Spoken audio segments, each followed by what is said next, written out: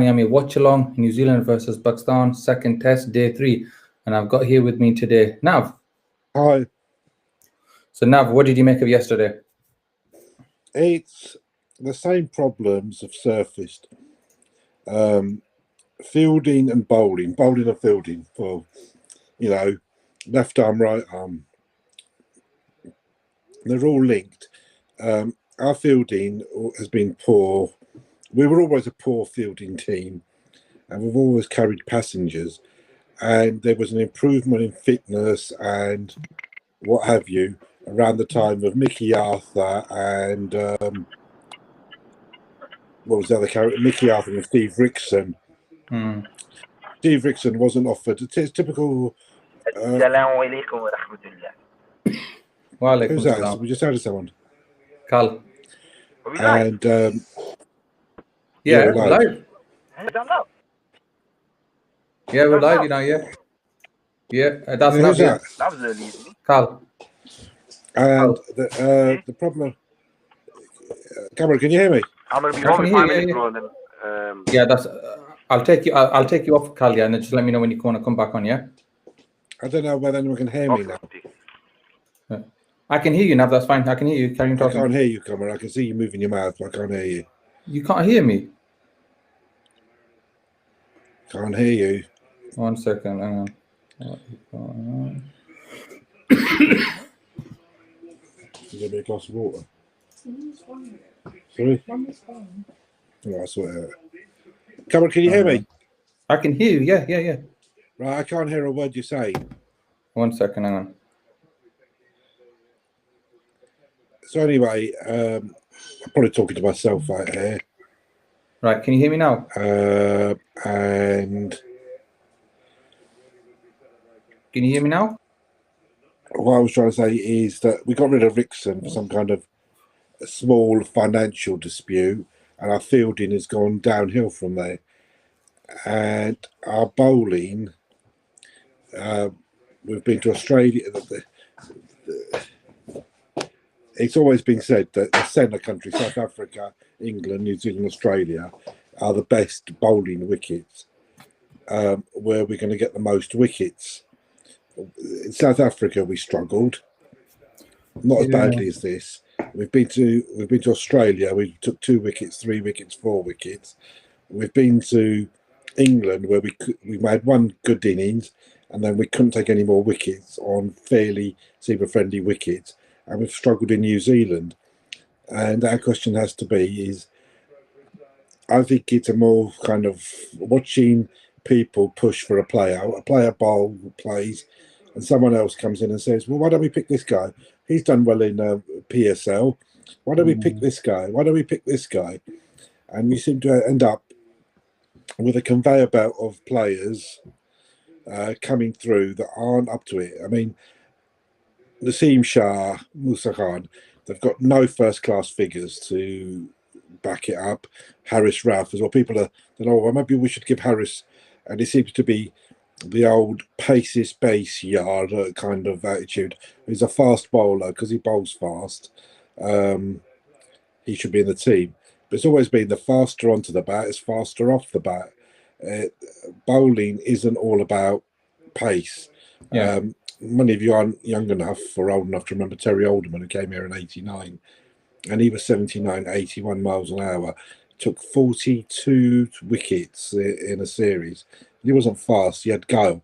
Muhammad Asif wasn't particularly fast. He had guile. Yeah. And that's what it comes down to. There's got to be some kind of more to it than running up and down and chucking balls down at speed, because it's where they pitch and what you do. Naseem's fast, but he doesn't look as effective as Neil Wagner, who's not as fast, but gets the ball in the right area. So I think we've got a real batting. We know we've got an issue.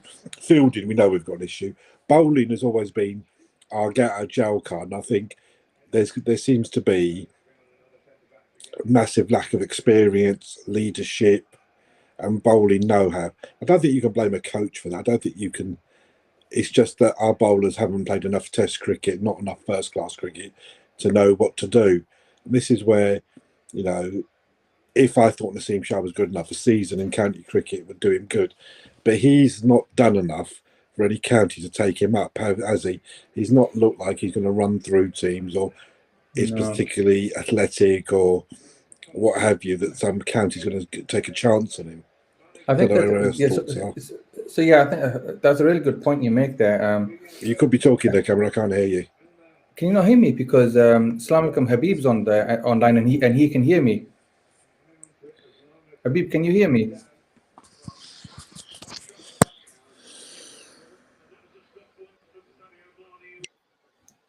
If you've got any viewers on viewers, can you just let me know in the comments whether you can hear me or not, please?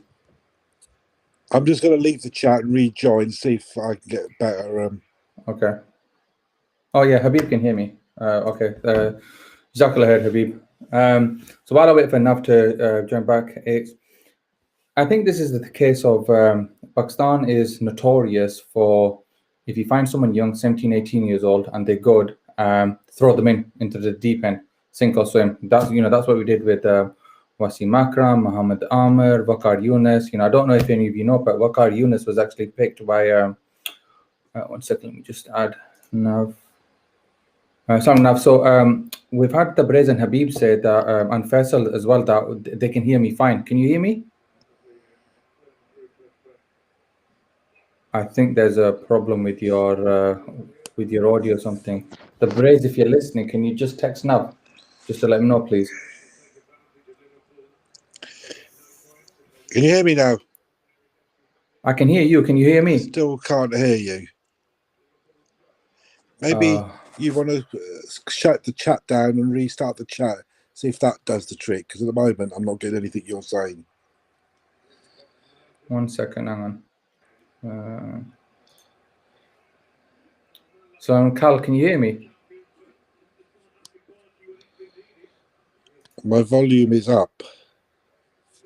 My volume is fully up.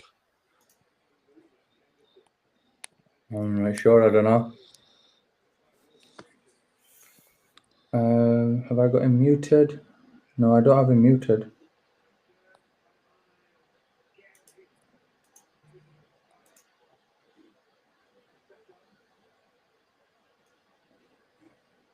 I'm not sure. Yeah, check your device settings. I'm going to switch my phone off, switch it back on again, see if that does the trick. Yeah, okay. Okay, just while we wait for Nav to come back, I'll just take Carl out for a second. I don't think he's ready. Imran Khan was actually injured and he was at home, and he put on the TV in Pakistan, and there was a local game on, and he saw Waqar Yunus on there, and that's how he basically found him. Straight away he said, I want that guy, and they got in touch with Waqar Yunus, grabbed him and put him into the deep end into the Pakistan team. So I can understand why they're doing it with Naseem, and I think earlier in the year, I think he got some decent returns against, I don't remember if it was Bangladesh or Sri Lanka, that he got a hat-trick for tests, but he just doesn't seem to be getting the return now. He's on some helpful wickets, and it's just unfortunate that, as I say, he's not getting the figures.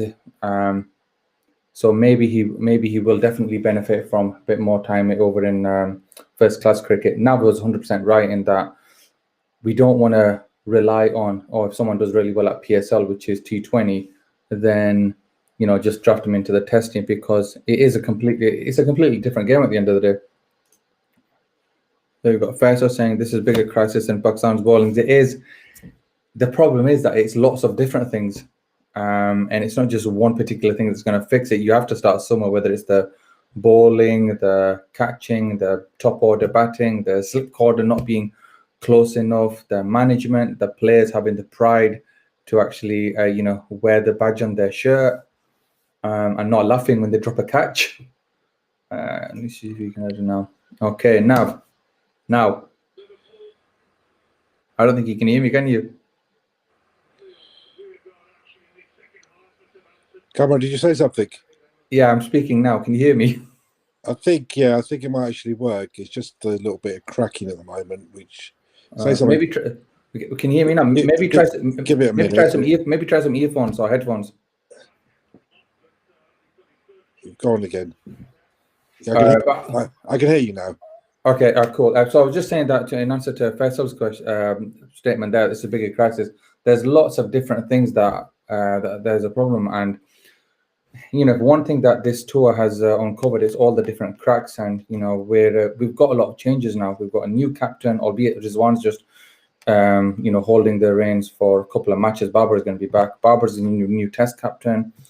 There are rumors around Misper and Vakar Yunus Khan are going to stay in for the rest of the year. We've got Mohamed Hussein coming as a chief selector now as well. So there's a lot of change. I mean, a lot of problems. I would say that we had Azar. Forget. I was a Mickey fan, right? Azar Mahmood came in. Oh, he did. What has he done? What's he done? What's he done? There's that kind of expectation that we should be world beaters, that our bowlers are really talented and what have you. And there seems to be this, they've done really well in PSL. And Naseem has done nothing. He's shown the glimpses. There was a wicket he took he bowled a brute of a ball to a batsman last summer. I think it wasn't Vince, Ollie Pope or something, got a brute of a ball. But other than that, he's not done anything in particular. And we went to Australia and we looked flat. We've been here and we've looked flat. We looked flat in England. And people are saying, well, it seems to be the old sack the coaches, get another player in. Maybe we have to accept that we haven't actually got the talent. I think Hassan Ali coming back will make a difference. But even so, there seems to be something wrong. Abbas came in and took 80, 90 wickets next to nothing. And people have negated him. He would be a good third seamer. Hassan Ali, Shaheen Shah Afridi. Attacks need to work together. And we've picked Zafar Gohar, right? Okay, Yasser wasn't bowling great, but Zafar Gohar's come in and you looked at him and you thought, does he look like a bloke who's going to play 20, 25, 30 test matches? I'll be honest, he doesn't.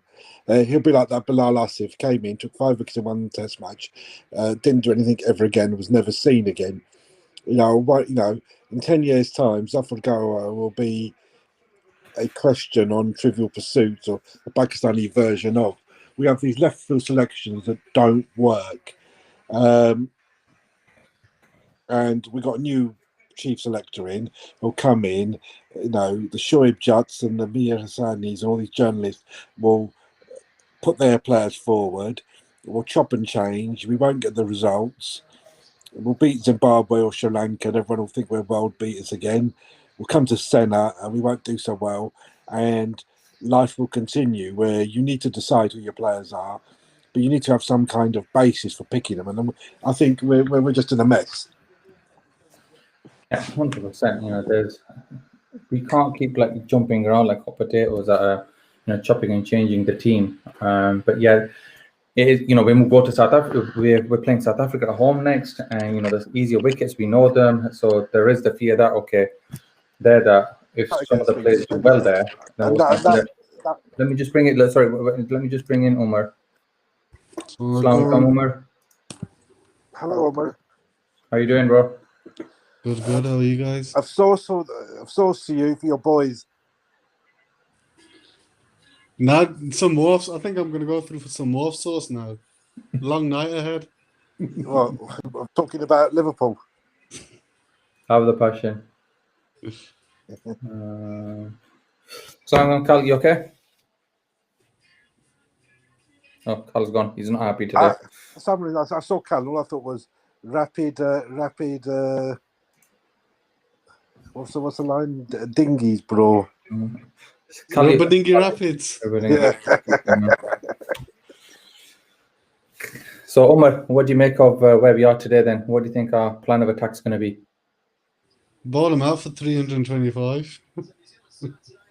I like the way you think. The new ball's only 5. It's only 5. I was thinking the same thing. Like the ball ain't going to be too old. They can put yesterday behind them and start again, and hopefully. When I went to bed last night, I went to bed at tea time. So, and we'd obviously dropped that catch, and he had a couple of overs to fill in, and he went Shan. I did say give Shan an over.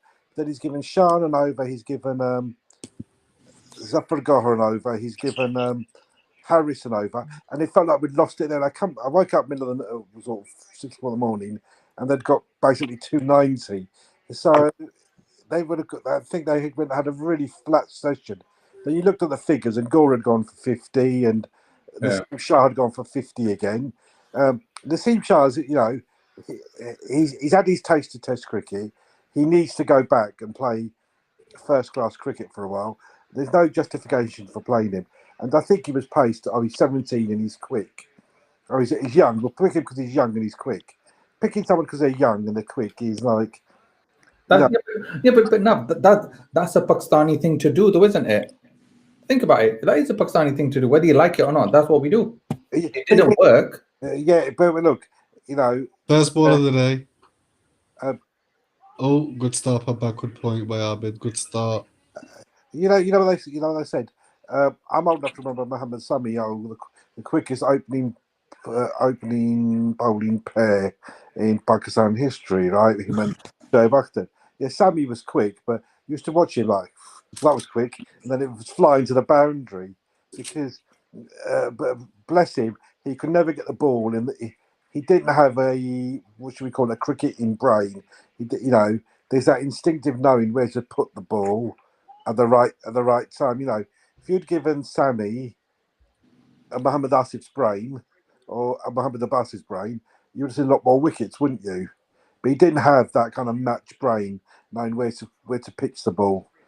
I think that with Sami, it was when he first came onto the scene, he was okay, he was good. I liked him. But then I think after a while, batsmen worked him out, and he didn't have anything else in his repertoire, like a Malcolm Marshall, for example, and that's where he struggled. He had the pace, but as you say now, you can't just always use that and so on. So I think Sami played some ridiculous number 20, 30, 25, 30 Test matches, and he was in the mid 50s. Yeah. Do you know what? And sometimes if you don't get that start, and he's played 9 or 10 Test matches, and he's 40 or 50 old Nassim Shah. He's toured England, he's toured Australia, and he's toured New Zealand, and he hasn't got that handful of wickets. And you start thinking, well, you're not going to go to Sri Lanka or the West Indies and pick up a load of wickets now, are you? No. Let's just move on to one of the questions. So Faisal saying that talented bowlers, but they're not aggressive enough. And by the looks of it, New Zealand will get 150 plus lead, and that's it, game over.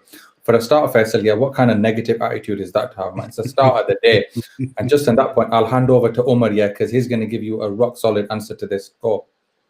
Well, the pitch looks flatter than a pancake. So if they score 150 lead, we're going to score 450 lead. It's not doing anything. It's just going up and down. Is it not moving at all? Are you being serious? 150. I think they're going to get a 300 lead. It doesn't matter when they get a lead. Come on, man. Listen, bro, they are 11 runs short. Yeah? They're 11 runs short. Yeah, you're telling me they're only 3 down. They're nothing down yet. They're only 3 down. They've got one of the best batsmen in the world. Yeah, still batting there. Yeah, he's batting. He's getting no trouble. Nothing. Yeah, you're telling me I think they're going to get minimum 200 lead here. Minimum. Yeah, but the point is, Khalid, it doesn't make a difference. Yeah, how much Williamson made yesterday. Today he starts on 0. I know, I understand that, but the problem is, shall I tell you what problem we've got? Our Pakistani team. The biggest problem we have, is once we have a bad session, we just completely go down. We completely switch off, and we just play thinking that something's going to happen. We don't do nothing ourselves. Then we think, or we'll just bowl normal. Yeah, we think something's going to happen. We're not like any other team. What try something different? Try, getting them to get out. Yeah, or look at that.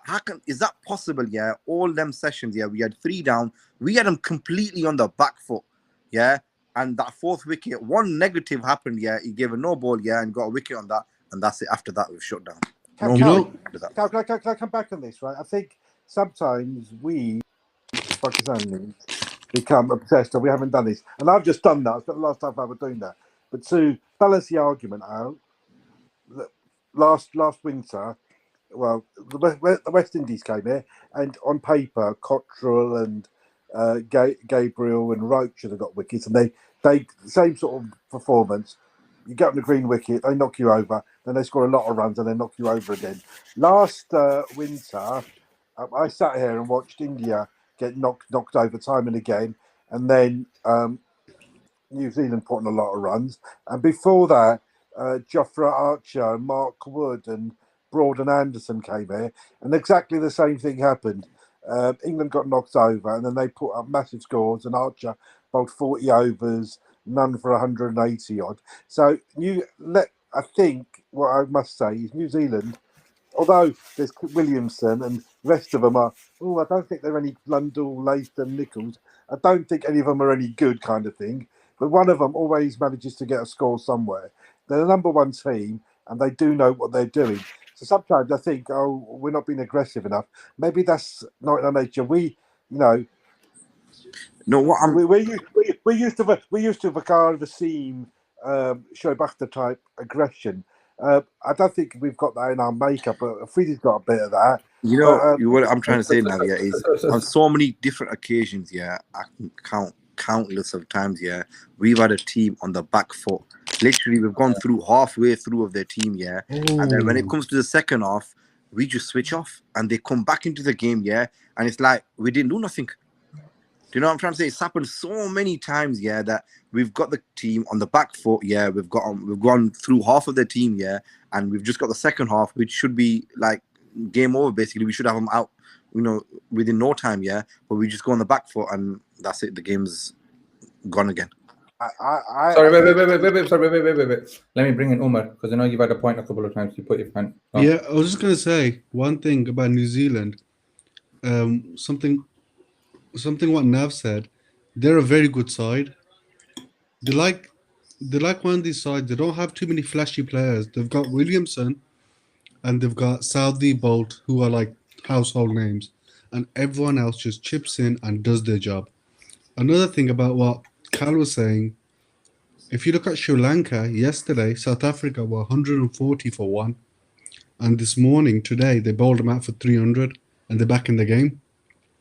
They're not much ahead, but they're only 4 down, and they can make a goal of it. So if Pakistan today start fresh, think they need to get wickets. If they can bowl them out for less than 400, it's still game on. It's still game on. But Umar, We're behind the 8 ball, yes, 100%. We're behind the 8 ball. But if we keep thinking about the drop catches and the no balls and this and that, nothing's going to happen. I think today they need to start on a clean slate, keep bowling line and length, just keep being aggressive, dry up the runs, and they'll make a mistake. And obviously, hopefully, we have to capitalize on the mistakes what we make. Umar, if I say South Africa was 2017 or 18, that tour wasn't it? Yeah. So South Africa, right? Then we've been, forget the England tour, there's 2 test match tour. Then we had Australia. Then we've had England again, and then we've had New Zealand. So that's South Africa, England, Australia, New Zealand. You've had the centre countries. This is not a one-off or a thingy-off. And we've had different captains, we've had different coaches, we've had different bowling attacks. This seems to be more structural. That in our red ball cricket, that we are struggling. It used to be that you'd have a Pakistani or 2 Pakistanis in the team that had played county cricket, had bowled enough overs and learnt something, right? Because you have that kind of something's going to happen, then something's not going to happen, and our bowlers seem to be lacking in ideas what to do with a ball that's not a new ball. It seems to be kind of very, very tired. So but Nav, one thing is... can I just finish? I think we have an expectation. Oh, we're going to knock this team over.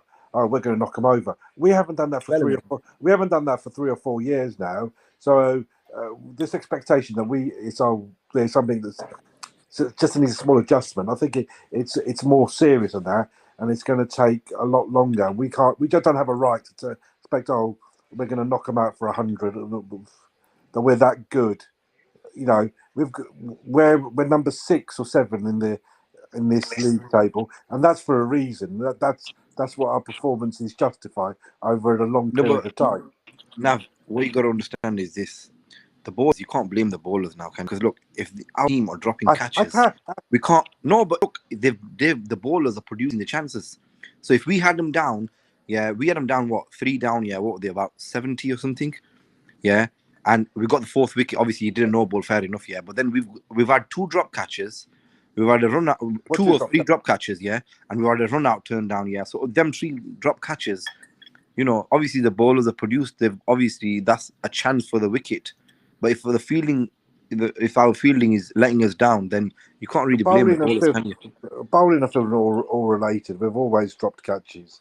I take your point on board, but over a period of 3 or 4 years, this is, you know, this is sort of systematic, or it's, you know, it's not something that's just suddenly happened. You know, we went to Australia last year. We went to Australia, and I think everyone had been lulled into this false hope that we had Naseem and Musa, and we're going to do 2 90-mile-an-hour plus bowlers, right? And we went there and we got battered. You know, even with a pink ball, we were never in the game. We got battered all around Australia, and it was, you know, we saw David Warner, and you just thought there's 200 there. We went to England, and we there's a test match we'd actually made a breakthrough, and we just couldn't finish it off. You know, we were 1 wicket from finishing them off, really. And we've come here, and yet again, we've had no real cutting edge. We haven't looked like running through a team that you might expect on a fairly green wicket. You know. All right. So we've been on air for about 20 minutes here, and I think rightly so. Yeah, there's a lot of things that are wrong. Okay, so we've gone through quite a few of those. So what would you do to put it right? So to all the viewers that are listening, what would you do to make changes then? So we go to South Africa, come to Pakistan, I think it's in 2 or 3 weeks. Would you make any changes there? Yeah, I know it's so wait, hang on a minute. So I know it's a home series, but would we make any changes? So I'd just like to look at what are the potential solutions. We've already said that we don't want to do too much chopping and changing, you know, bowler, batsman, management, change what we need to do. The biggest change is we need to improve on our fielding, because remember, catches winners matches. Yeah, so any catch, yeah, what is very important, especially if it's a main player, because that main player can go on, make 100, 200, and take the game completely away from you. Yeah, so we definitely need to improve on our fielding. So even if we don't do no chopping and changing with the players, yeah, but we need to improve on our fielding. So we need to get somebody in, like before we had Nixon, and the team was completely different team. They were flying everywhere, saving runs, getting run outs. They wasn't dropping catches. You know, it was a total different team if you think about it. As soon as the guy's gone, we've gone back to square one again. The Pakistan team. Who is our fielding coach? Does anybody know? It was Nixon. No, I don't even think we've got one now. So I think that it was some guy called Grant something. Grant Bradburn. Yeah, then he moved over to another role, and they said that they were going to get another fielding coach. It was at the discretion of Misbah, and not heard anything since then. So I don't think we've actually got a fielding coach at the moment. I might be wrong. Okay, you can. If anyone's listening who knows otherwise, let me know. Yeah, but and then the other thing is, if one fielder is not doing good in one place, yeah, why you keep on putting him in the same place for? Sean has dropped about 5 catches combined, yeah, in the both tests, yeah.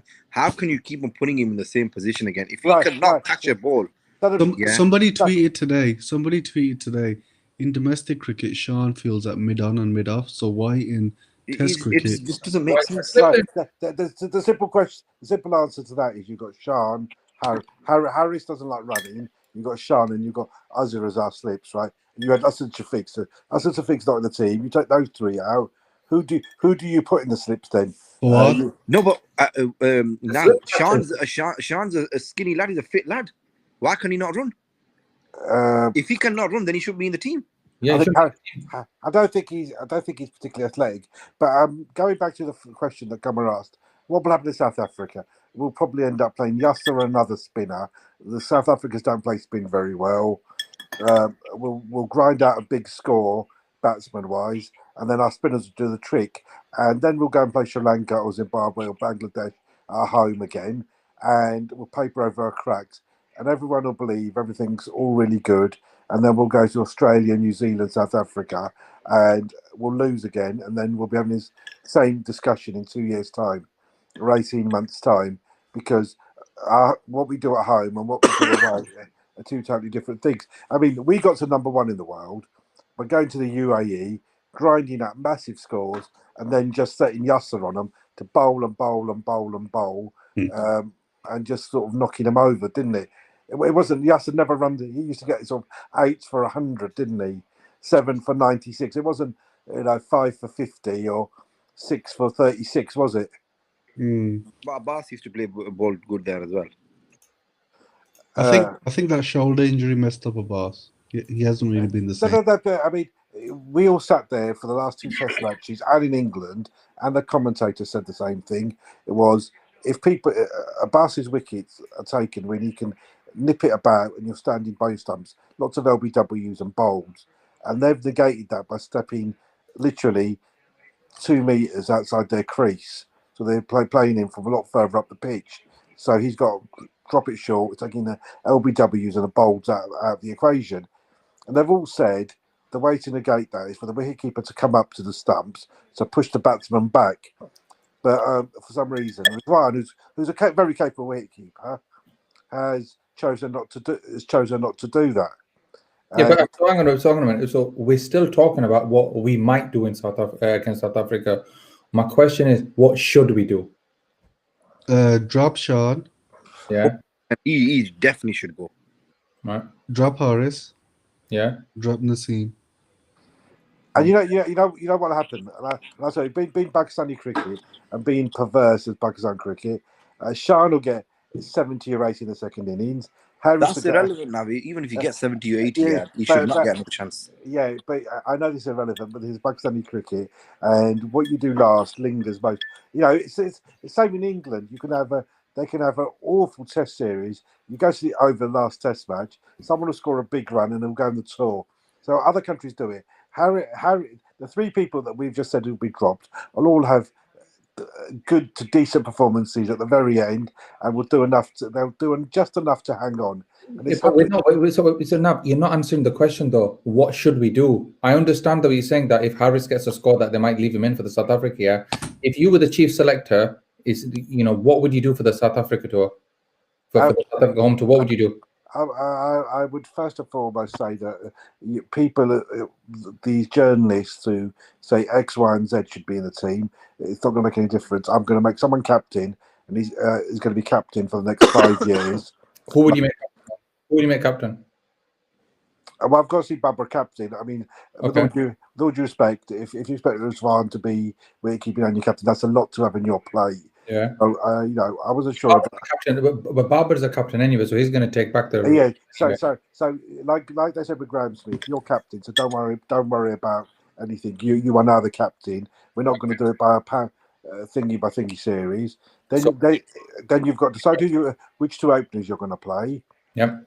And I think Imam and someone else, Imam and another. No, like Fahim. Why would you give Imam and Imran a chance? Imran who? Imran. Yeah, again, we just bring someone in. I mean, Mickey saw. Mickey was always generally quite right. Saw something in fucker as a Test player. He got those 50s against Australia, didn't he? I don't think he's got the technique to. He might not have, but Mickey had obviously decided that there was something there. And then you bring in 2 openers, and you say, lads, if you do reasonably well, there's not really one Test match or 2 Test matches. You've got 8, 10, 12 Test matches to cement your place. You've got to run at this. Azhar Ali, as your cement, stays at 3. Babur at 4. Right? Harris, no. So they've talked about Fawad. Fawad's at 6, so you pick a number 5. Whoever that may be. Called Shakil. So Shakil, Glam, Hassan Talat. There's 3 or 4 names to be put forward. If you're going to pick them, then you've got to pick them and you've got to give them a run at it. Okay, so that's your top order batsman, and then obviously you keep going to have Rizwan. Which bowlers are you going to go with? No, wait. Who said he's having Rizwan? Rizwan has said nothing to right now, if anyone kicks Rizwan out of the team, I'm kicking you off the show. Yeah, replace Rizwan. we've got an embarrassment of riches, right? All I'm saying is, if tomorrow Rizwan broke his hand or his finger, and you pick Surprise up, you wouldn't be, it's not the end of the world. It's not like you're dropping down 2 or 3 levels, is it? Yes, but what's your point though? But so hang on. So going back to that point, yeah. My point. Wait, 1 second. Wait. South Africa's first test, yeah. Now, who's your wicket keeper? Everyone's fit. Who's your wicket keeper? At the moment, Rizwan. Okay, fine. Right. What I'm saying is, say we didn't have Rizwan and you had Kamran Akmal, you'd be, don't fancy that. At the moment, we're lucky we've got 2 very good wicket keepers. Yeah, there's no criticism of Rizwan. I think Safraz is more vocal. Yeah, that's true. He is more vocal. Something you might need. Then you go down to your spinners.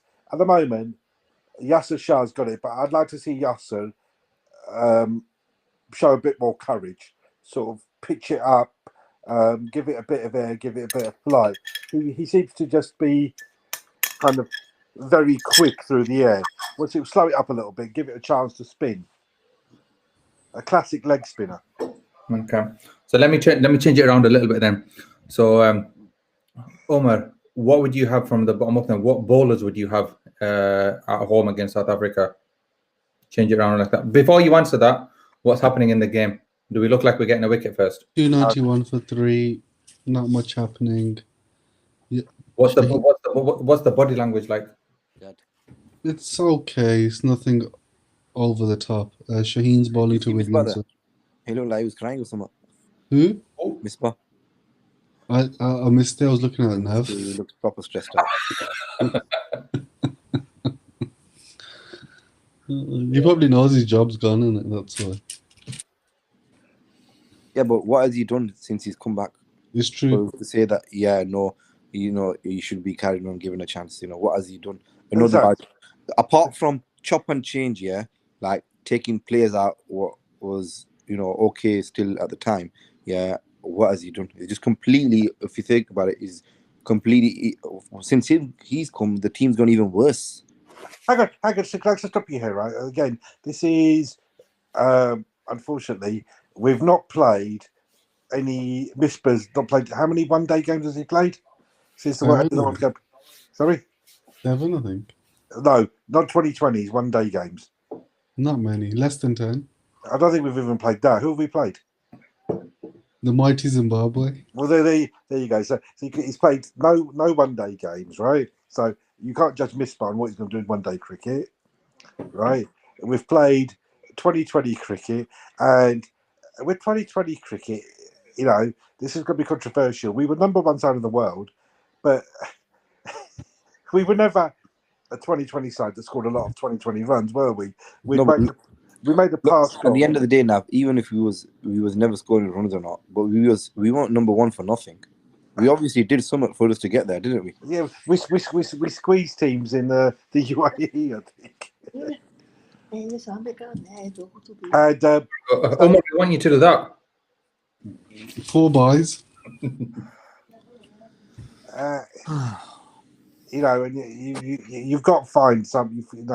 Shaheen is going to need a rest at some stage because we've been bowling him for 2 or 3 years.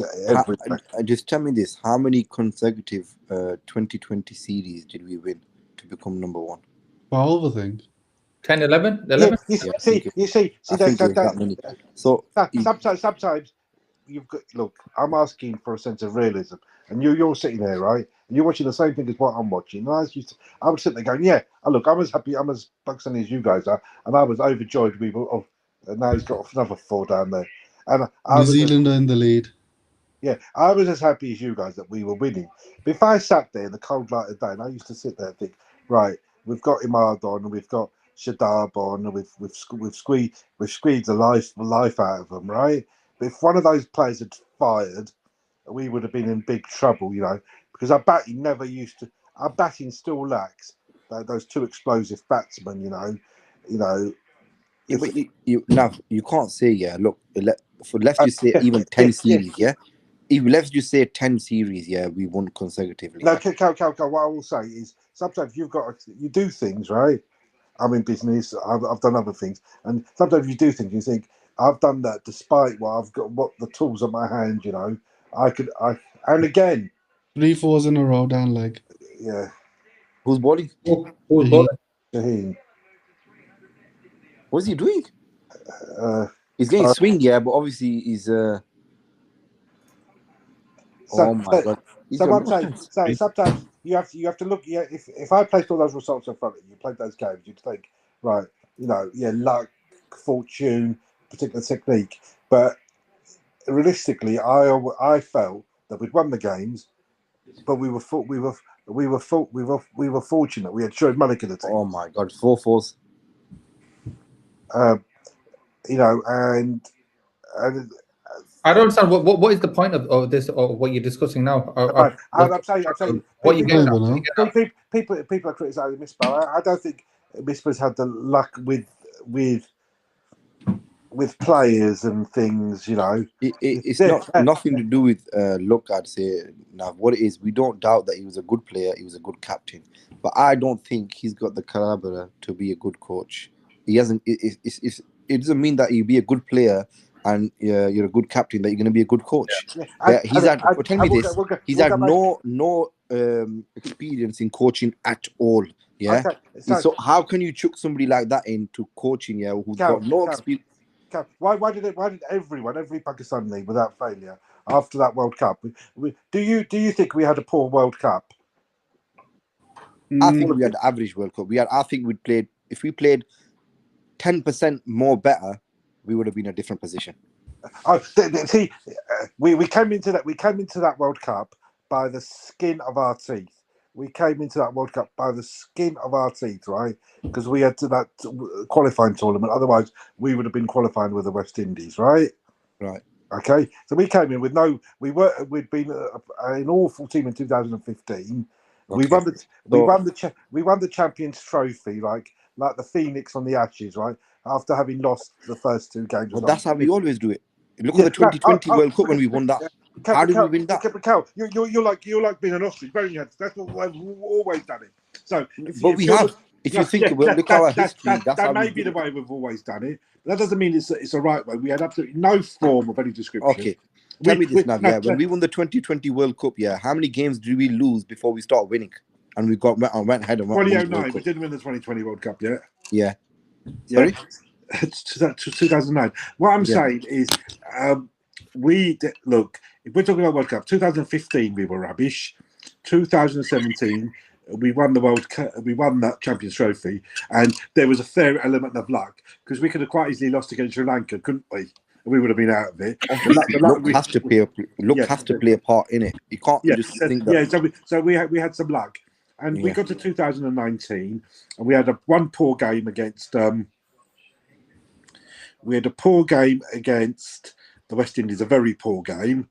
A couple of poor shots against Australia. Talking about luck, Nav, yeah. And a game rained off, right? And it could have gone the other way. And everyone was. Let me just put one input on the basis that we didn't get to the semi-final, which we would, if we would have been, you know, if we'd got to the semi-final. Let me just tell you one thing about luck now, yeah.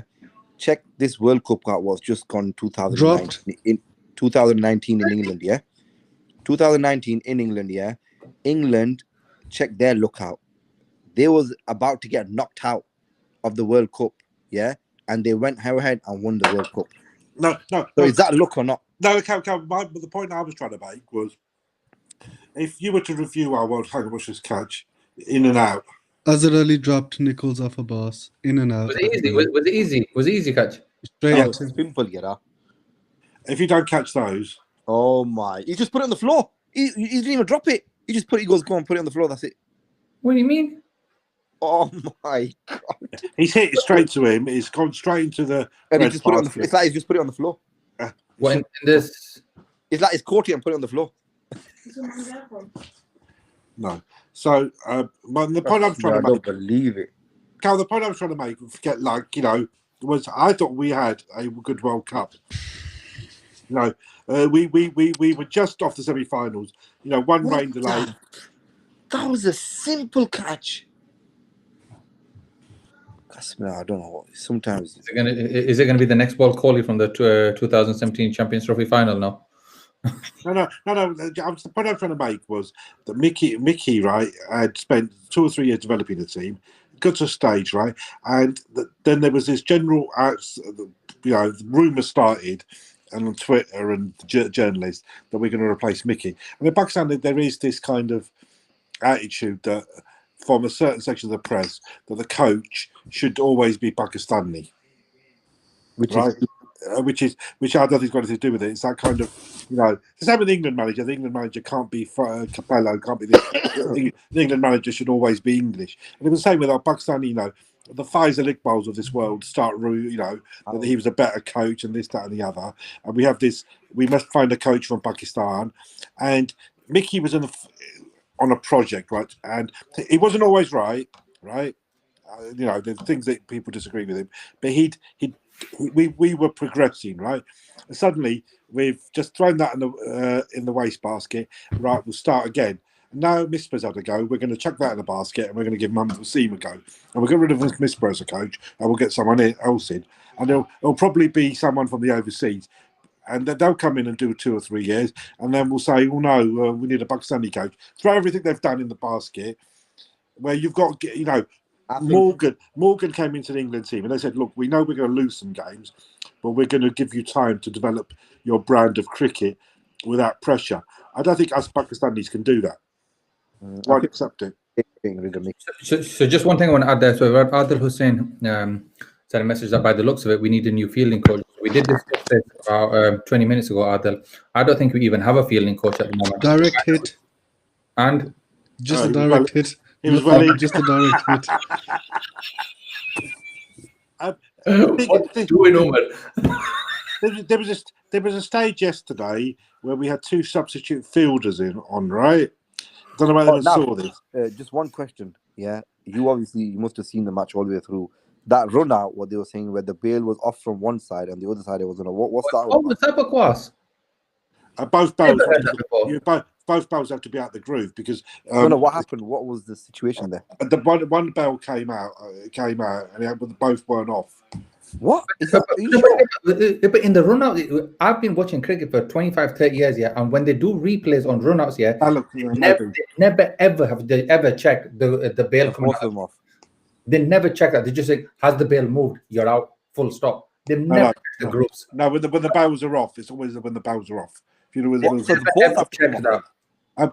So on the same basis, so if the ball hits the stumps, the bells come off and fall back into the one groove. comes off, out. Both of them have to come off now. No, he's saying that one bail has to come off, but it has to be out of both the grooves on both sides of the bail. You have 2 bails, don't you? Okay. Yeah, and if you dislodge this one, yeah, both the sides of it have to come out of the groove. So, for example, yeah, normally they just check if it's gone up or something, and that's the thing. They never ever check. Because most run-outs are one-day cricket, and you have the zingers. The zingers will only light off when they're both out the groove. The zingers are only in T20s.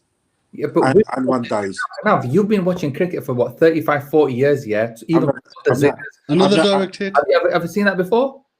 No, I've never seen that sort of. I've never ever seen any commentator talk about grooves before. Yeah, it just doesn't happen. It may well be a case that I know in New Zealand at times before they have used heavier bells because it's quite windy in a couple of places. I'm not sure whether that was the case yesterday. So what was it? A direct hit, or was it like the bowler getting the ball and taking the ball and taking the bail off? I didn't see it. I've just heard about it. I read about it. Oh, you didn't watch it then? No, I'd gone to bed by then. But the point I was trying to make yesterday was it was a stage yesterday that we had 2 substitute fielders on, right? Imran Butt, who was our 13th man? Who do you think we brought on? Sohail Khan. Safraz. That would have might have been a good idea. Stand him in the slips, something. Who do you think we brought on as our 13th fielder? Yasser. Yeah. I mean, what does that say to you? They're proper leaky runs now, aren't they? It's like fielding has never been something that our guys. It doesn't feel, So just talking about the fielding, yeah, we've got a suggestion here from Yamin. You mean Shoaib Malik as the fielding coach fixes 2 issues, makes him retire, and he will improve our fielding. I wouldn't want that guy anywhere near the team. Full stop. He'd be captain. The problem with fielding is, you know, if you've ever played cricket, you go out and field 30, 40, 50 overs. It's hard work being out in the field and concentrating. And Pakistanis always have this. What does he do? What does he do? Does he bat? Does he bowl?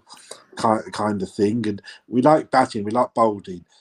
We don't like fielding. We don't like concentrating. You know. Oh. No Pakistani has ever been picked or dropped on this level of his fielding. So people remember his runs or remember his wickets. They won't remember his fielding, unfortunately. No, that's fair enough. Yeah, but you need to get picked for your batting or bowling first. Yeah, but your fielding still needs to be up there at top part. This is not. Yeah, exactly. That's what I'm saying. Unless you find someone who can work them, they will always find reasons not to field. You know, it's a typical worker mentality. They will fall back to their lowest level. Steve Rickson wasn't popular because he worked them hard. He beasted them basically. Sorry, walaikum salam to Debbie.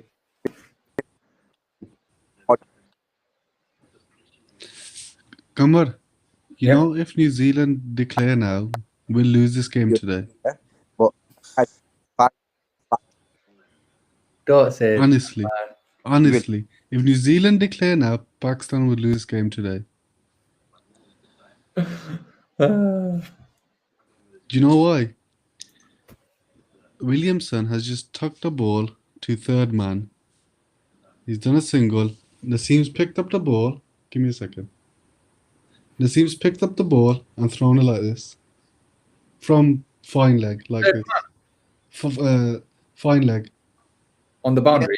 Yeah, he's thrown it like this. the only small picture, he would have got there. Yeah, but still, come on. Where's the intent? I've told you when I came on, what did I say to you? Once we go on a down mode, somewhat negative goes up in the air, we just completely switch off. That's why I said. If New Zealand declare now, something's automatically going to happen. When that's not the case, right. And we do it so many times, I've lost count, bro. Yeah, and how many times we've done that? Yeah, we've just completely switched off. Yeah. We've just given 100 for Nichols. He's rubbish. How many chances have he had? 3 or 4? About 3, 4, live 5. Yeah. So this just brings me on to the point that Imran made, where he goes, body language, just pat each other's backs and have a laugh. Now, I don't care if you're the worst team out there, right? But when you drop a catch, you don't laugh.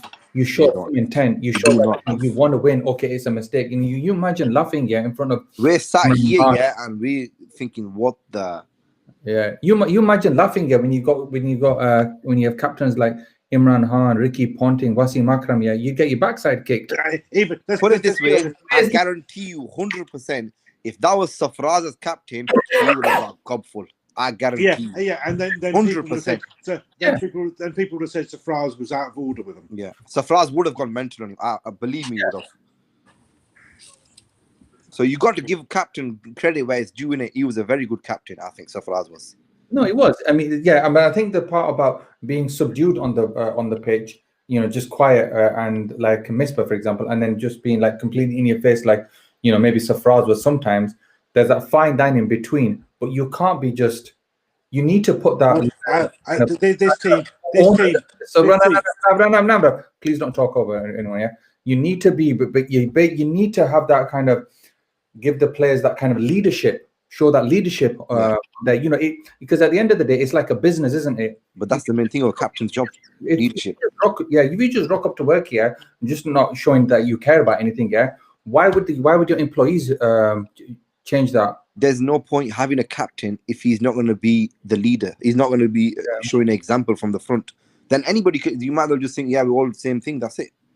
Yeah. Nice guys don't not necessarily make good captains, do they? Yeah. Sorry? Nice guys don't necessarily make good captains.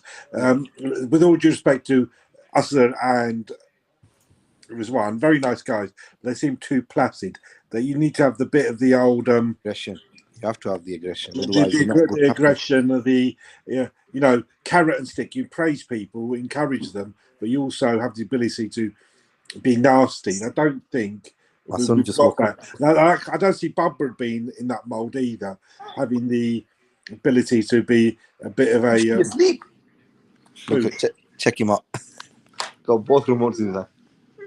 Because he knows he's going to see Pakistan win today. Pakistan He's picked both remotes up. He's just come out of bed, you know that. Thank you.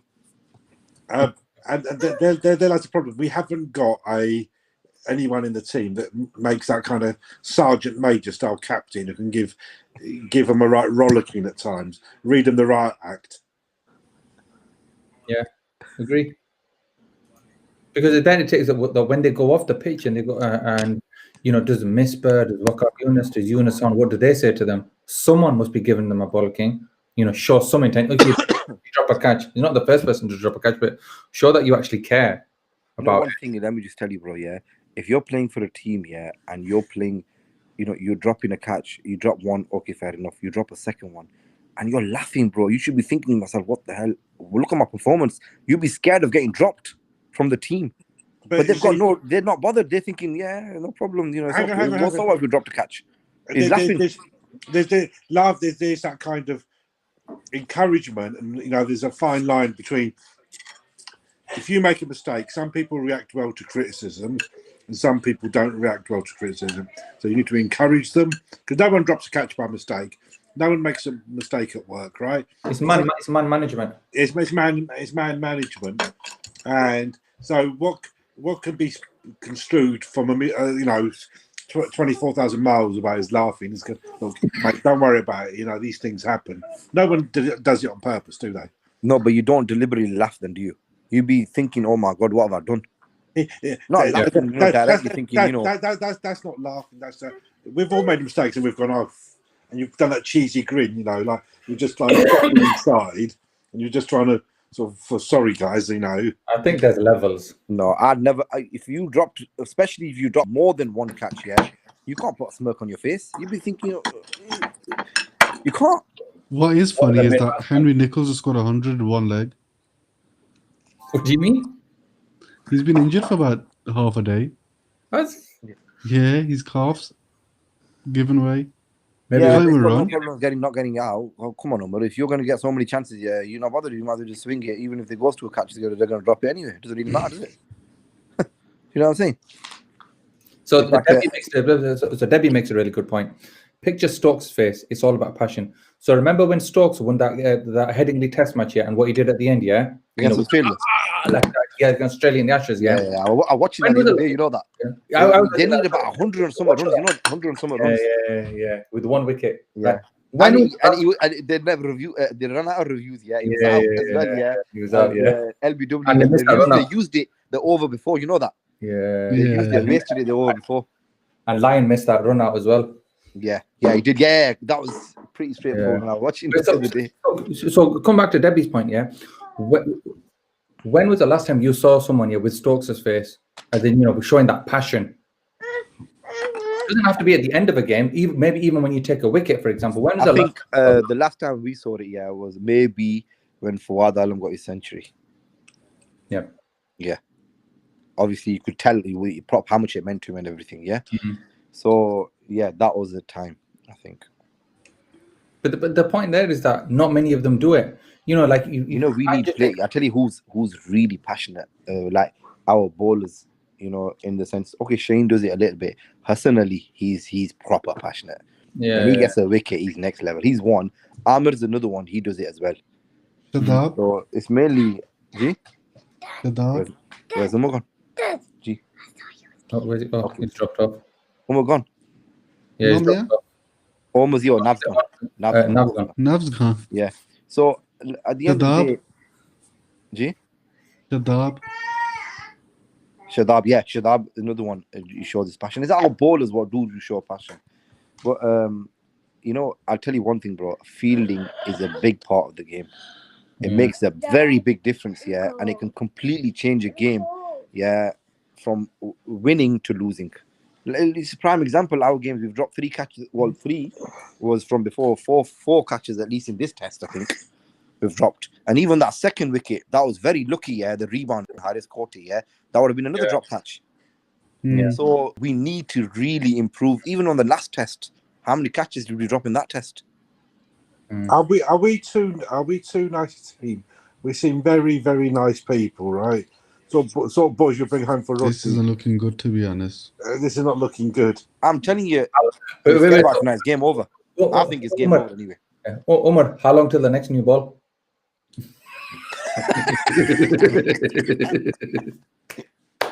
So Adil brings up a point here. What's happening with these no balls? So I know that yesterday it was Shane that took that wicket. Was it Nichols where it was a no ball and he'd been warned that I think the You ball were was warned about as well. it over before that. You know that. Yeah, I just find that ridiculous. You know, to doing But you see, no balls at this level. how You know old they is were Shaheen? saying that he's bowled. Naseem Shah is bowled about. Was it about 15 or 20 no balls up until now? Or maybe more than that. I can't remember the exact figure, but it was quite high.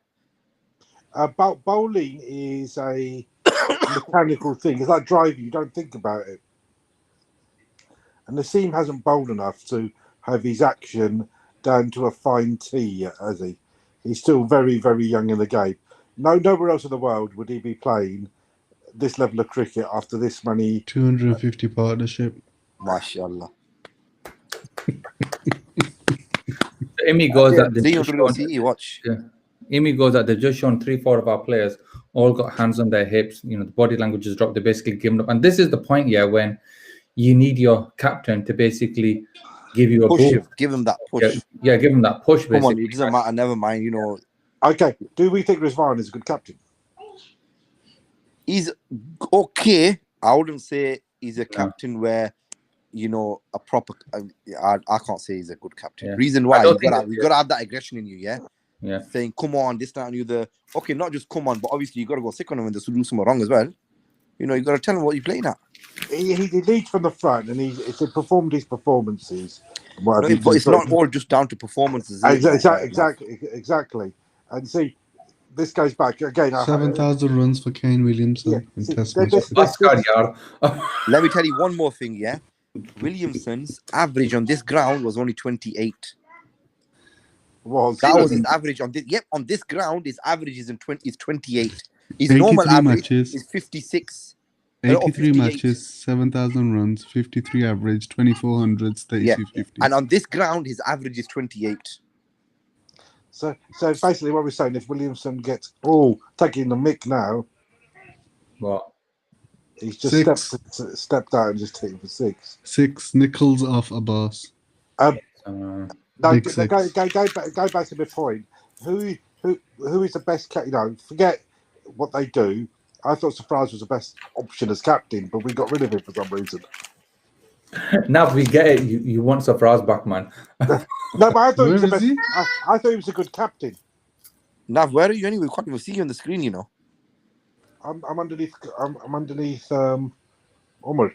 Can you see him, guys? I can't. No. No, it's just a blank screen. It's just a black screen, you know. I can't even hear him. No, I can hear him, but I can't hear him. Nav, maybe log out and come log back in. No, you don't need to see me. If you can hear me, that's enough. No, we don't need to see you, but the rest of the people who all are your watching, fans, all your fans want to see you, don't they? You know, they can only see me in OnlyFans. Come on, check your phone. So, check your phone. Checking it. So Naz Sarwar is saying that it boils down to 2 things. Pakistan players and the work ethos is poor, whether it's be training, match fit, practice, or fitness. And that's the thing, isn't it? That where we've spoken about a number of times is that fitness level. It's about having the will, you know, the want that you want to that you want to get better. You want to run quicker. You want to catch better. You need to have that in your heart yourself. You can't be taught that. Isn't someone supposed to come on at 10:30 and take over? I think that the Braves are supposed to come on, but I think he's just caught up with something else. If you want to drop off, that's fine. And then we'll see you at 11:30. All right, I'll do that, yeah. I'll see you later, guys. Okay, see you later. 1 second.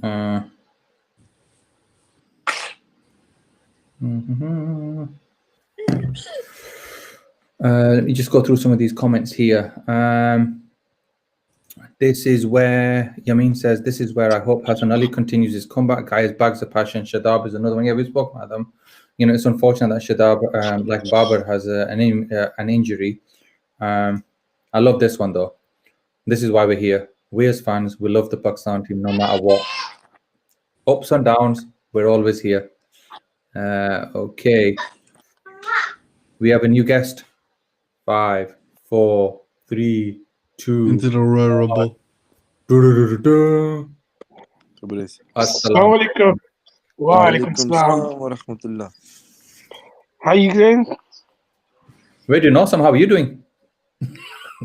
I've just come off for 5 minutes. I'm like watching the cricket. I'm listening to you guys, and I've got a lot of work to do. And I've only come off for 5 minutes just to say something. I could tolerate a lot of things. One thing I cannot tolerate is lack of effort. And that's what I'm seeing right now. Basically, the camera went from about 4 different players. So it went to Azhar, it went to, I think it was Shan, there was Naseem, there was 1 or 2 others as well. And each and every one had their hands on their, like, near their pockets or their hips. They're just standing there, like, basically disinterested. They're probably thinking about what they're gonna have for lunch. You know what? We as fans, yeah, we actually live every minute. A lot of us pay our hard-earned money to watch this. Whether that's at a ground, whether that's on TV, even right now, BT Sports, we've paid a lot of money to watch it on BT Sports. The least they owe us is effort. It's so annoying. 100% agree with you. It's so annoying. I'm just, the amount of catches have been dropped. It's basics. This is such basic cricket. I can accept losing, but at least in the last test, we were all satisfied with that. We were like, you know what, fair enough, we lost the game, but we gave we showed some fight. We had something in it. Right now, there's absolutely nothing happening. The heads have dropped. Oh, I'm frustrated. Well, you have to hit rock bottom before you can start climbing up. I don't know. What else can you say? I mean, this team does lack a leader. It lacks someone, just to stand there and say, I'm not accepting this. And that's where I'm surprised. I mean, you got Yunus and you got Misbah sitting in the coaching staff. They were that sort of people who would have, as players, right now, they would have been saying to players, get up and get going, move along. Yeah. So the Brad makes a point on that, Amy, where he goes, it's not on the captain. This body language is a deeper cultural issue. We shouldn't do as he puts it on Riz needlessly, and he's 100% right. The captain definitely plays his part, but it's the players, themselves. What are they made of? What's their motivation for being on the pitch, though? Do they want? End of the day, Riz has played less than 10 tests. Yeah. So there's people like Azhar there. There's Shan, who's been around for 4 or 5 years, on and off. There's Haris Sohail, who's hitting 30. There's Abbas. There's players out there that have played enough games to be able to say, let me just take control of this for a second. Yeah, I think Hassi Shah makes a point that nobody's going to be aggressive with bowlers like Abbas, and yeah, you are right in that. But then, whereas Abbas is more like an 80-mile-an-hour bowler, who moves it around. That's where you need to have the pace bowlers like the Shaheens or the Naseems to step up, but I just don't know how much longer I'm going to carry on saying they're learning. Where Pakistan's always known for having 90+ miles an hour bowlers who basically intimidate the batsman out to an extent, and we're just not there yet. I don't know how long I'm going to be. Hassi says that Rizwan's doing a decent job with what's at disposal, with what he has. The thing I will add to that, I understand with the bowlers. I bowl at probably 60 miles per hour, right? But if I was bowling, if I was bowling and my fielders were, holding, putting their hands in their pockets or holding their hips, even I would be livid. I mean, no matter who the bowler is, the fielders have still show intent. There's got to be some sort of like passion. Like you're a minute for a test match. Yeah. It's. How can we watch this? I don't get it. So I've come for 5 minutes. I'm done. That's my doom and gloom. I let you guys take over. Man. Now you know why I call you doom and gloom sometimes, Amy. Yeah, but you know what? It just frustrated me just looking at it, like because the other the last 2 days, 3 days, 2 days, I think, of the test, I've been on the stream, so my attention has been on the stream and the cricket, and you don't realize some things. And now today, I'm just watching the cricket. It sort of just hit me, and I was like, no. There's some things that you can tolerate and some things you can't, and this is one thing I cannot accept: a lack of intent, a lack of fight. Just a lack of fight. Yeah. I mean, can you imagine Inzamam? Who else? Wasim Akram. Let alone Imran Khan. Imran Khan probably lifted them all up right now and, put them on a plane, saying that, like, you know what, you're not going to go back to Pakistan ever again. Right? But just on the lack of passion, they'll be right on you. Who actually remembers 1992, was it? And Ian Salisbury was batting at number 11, and the ball went to the boundary. Wasim Akram was bowling. Number 11, they were at 3 runs ahead of us at that stage, and the ball went to the boundary, and I think it was Saeed Anwar, and he picked it up and threw it in, and Wasim went absolutely bananas at him because Wasim said, let the ball go for a boundary. I wanted the number 11 strike so I can bowl him out. In the end, in that test, we were chasing 5 to win. But that's passion. That's like intent to win. Imagine someone like Wasim Akram in front of these guys right now as a bowler. You would absolutely go into them. That's the thing, isn't it? Like, I mean, Debbie says here that think about the passion for the game in Pakistan. The heroes aren't mirroring it. And it's, you might be the person at the other end of the wicket, might be 10 times a better player than you. But the one thing, that you need to put yourself ahead of him is on passion, is on intent, is on that you want to win. Whether you win or not, that's a different thing. But at least show that you want to win. But you can't. At the very least. At the very least, show that you want to win. If you win, fine. If you don't win, at least you tried. At least you show that intent, rather than just or the ball bounced too high, or I wasn't used to these wickets, or whatever. But we spoke about earlier that there's a number of things that there are a number of problems with the team. It's not just one or two things. There's a number of them, but we just need to, we have hit a rock bottom. I think that from everything that everyone's saying, you guys and the viewers, that the team might be just thinking, okay, when's this innings going to finish so we can just go out back and just, put our feet up and let the batsman bat, and when can we get on the plane back to Pakistan? But we have the next series we've got is at home in South Africa. There's obviously going to be changes made for that with Mohammed Wasim coming in, and we just have to try and look forward with this. All I'll say with that, think back to how many times we've been in this position before. Oh, plenty of times. Yeah, I know some of you young guys like Omar, probably won't remember a time like that, but some of us at Budday, we've been here many times. Don't worry, Omar. I remember the only way is up yard. Don't worry. The only way is up yard. I mean, there's always a way out. I mean, they're just showing all the drop catches right now, and you just look at them and you think, Oh my goodness, that is one. Hardest standing in the slips with his hands in his pocket. Did you just see that? It's just a prime example of what I just saying. A slip fielder with his hand in his pocket. I mean, like, but is that in between balls or what though? Yeah. In between balls, if he's not like standing alert, that's fair enough though, isn't it? But still, come on. In between balls though, come on. He's got his hands in his pocket. legs folded by the looks of it, and he's probably looking at biryani right now, and he's like, it's it's Oh ridiculous. my God! You just let the ball. Did you see that? What? That misfield. From Riz. Oh, guys, I'm gone. Before I say something,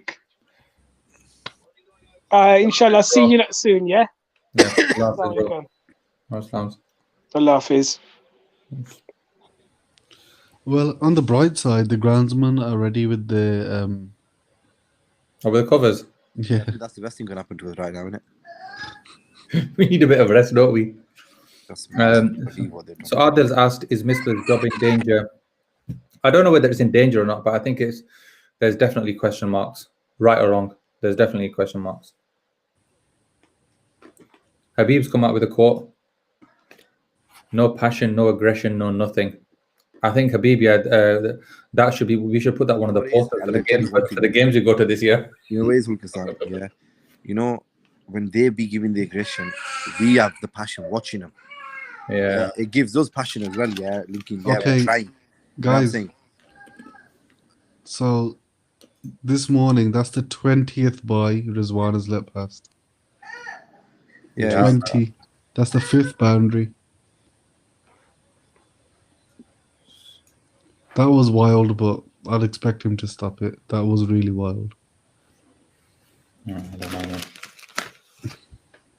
Okay, no, maybe not, but they all go against him, the boys do. That's the Yeah, I think that's it. Yeah. Sorry, go ahead. I was just going to say that's just the 20th buy. 5 boundaries this morning. That the heads have just And- dropped. Body language isn't there. And the leads shot up to 45. We can get 45 within half an hour. Chill out. Yeah, for 7. Still get it though.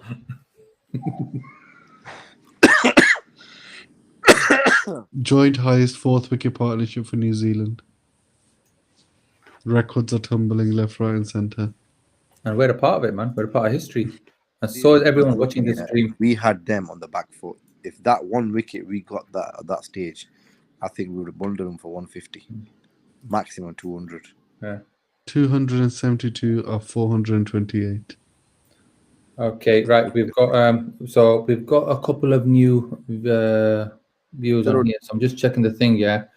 So Come on, is anybody supposed to come on? yeah, so we've got Shazad and Doc waiting. Okay, so I'll go out in a minute. Is that all right with you, Kalia? Yeah. I can jump off as well. No. So we just need one of you to jump out the month. So You stay, Cal. You stay. No, Omar, you stay. I'll come back later when you go, okay? All right, team. Okay. No. All right, Jazakallah, I'll see you later. Love it. Okay. Assalamu alaikum, Doc, and assalamu alaikum, Shazad. Walaikum assalam, boys. How are you guys doing? Alhamdulillah, good. Shazad, I think you got your name wrong, bro. Williamson edges one and drops short. Shazaz. Williamson, what? What did he say, Umar? He didn't really edge it. He just played it towards slip, but it dropped short. Don't worry, man. Doc's here to give us heart attacks. Williamson deliberately played one towards first slip or second slip just to see what would happen. Sean did a dive that Tom Daly would be proud of. So go on then, Doc. Shazad, what have you made of it so far? LBW shout, probably going down leg. So I'm not really gutted, to be honest. Like it's getting bigger and bigger. It's going to become very difficult for us to chase any total now, to be honest. Like as we were going on about yesterday, that if we get 2 more wickets when they were like 60 for 2, we probably might get back to the game. But I think realistically, we all agree that practically Williamson and Ross Taylor, they were strong players. But Nichols, I think he's just been dropped, isn't it? A few overs back now. How many times has he been dropped now in this match? 4 or 5, Umar's saying. 4? Yeah. 4 times. That's ridiculous, beyond ridiculous, I would say. Like others were dropping the catches, but seeing Azhar Ali drop the catch, there was literally, that was really, really disappointing. Like, he was getting inspired from the other younger players who were dropping the catches. But yeah, he's usually a safer hand in the slips. Wasn't expected of him. It was a dolly, to be honest. It wasn't even a tough one. So yeah, that's the frustrating feedback that you asked for. Yeah, you've got to be honest. Doc? It's all a bit depressing, isn't it? Really, I mean, I think the difficult thing here is that we're not one for, or we shouldn't be kind of knee-jerk reactions and all that. But this is a recurring theme away from home, isn't it? And I don't care that everyone else plays badly away from home. I don't care about anyone else. I only care about Pakistan, and we are bad away from home, and we have been for ages now. I think, was it West Indies away probably 2016, I think, was it? 16 or 17, I think. Was it that long ago? Yeah, whenever, I can't remember a single away series a test series that we've won away.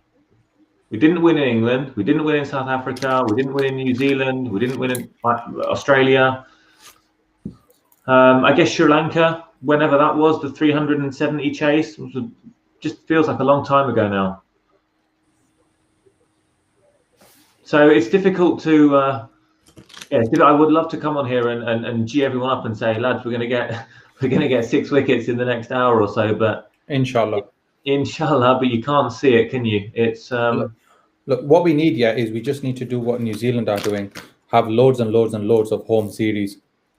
Well, to be fair, I think you're laughing, but we don't have a test series outside of Asia or the Caribbean for ages now. I was reading, I think it's something like 2 years. We don't go to for a test series. We don't go to England, Australia, South Africa, or New Zealand for a long, long time. So that might help. There's a really good comment from Eunice Ashraf. It says, from football to cricket, it isn't looking rosy for Umar. I can see how smug Doc is, and it's making me sick. Making me. The only thing that's just taken the edge off of tonight was that result between Southampton and Liverpool. But obviously, this is not the time and the place to talk about teams that might be bottling it or struggling to cope as champions. We'll do that another time. Okay. But anyway, yeah, no, it's what's the best case scenario from here? Well, that's 46 ahead, 3 wickets down. What's the best we can hope for? 150 lead. So I think that's it, though, isn't it? That let's say that the worst comes to the worst, and New Zealand are in a position to declare with one. We don't lose by an innings. Yeah, that's the best case scenario. Yeah. Like the best case scenario we can discuss all day, but practically New Zealand is going to make around 600 runs, and I really wish we could chase it, but probably we're going to lose by 1 innings. Two things. You know these pitches in New Zealand that are green and you can't tell the difference between the grass and the pitch? They're not I don't think they're as bad as they used to be. Because the same thing happened against West Indies and they scored 550. The same thing happened in the last game and everybody scored runs. Same things happened today and these guys look like they're going to make about 1,000.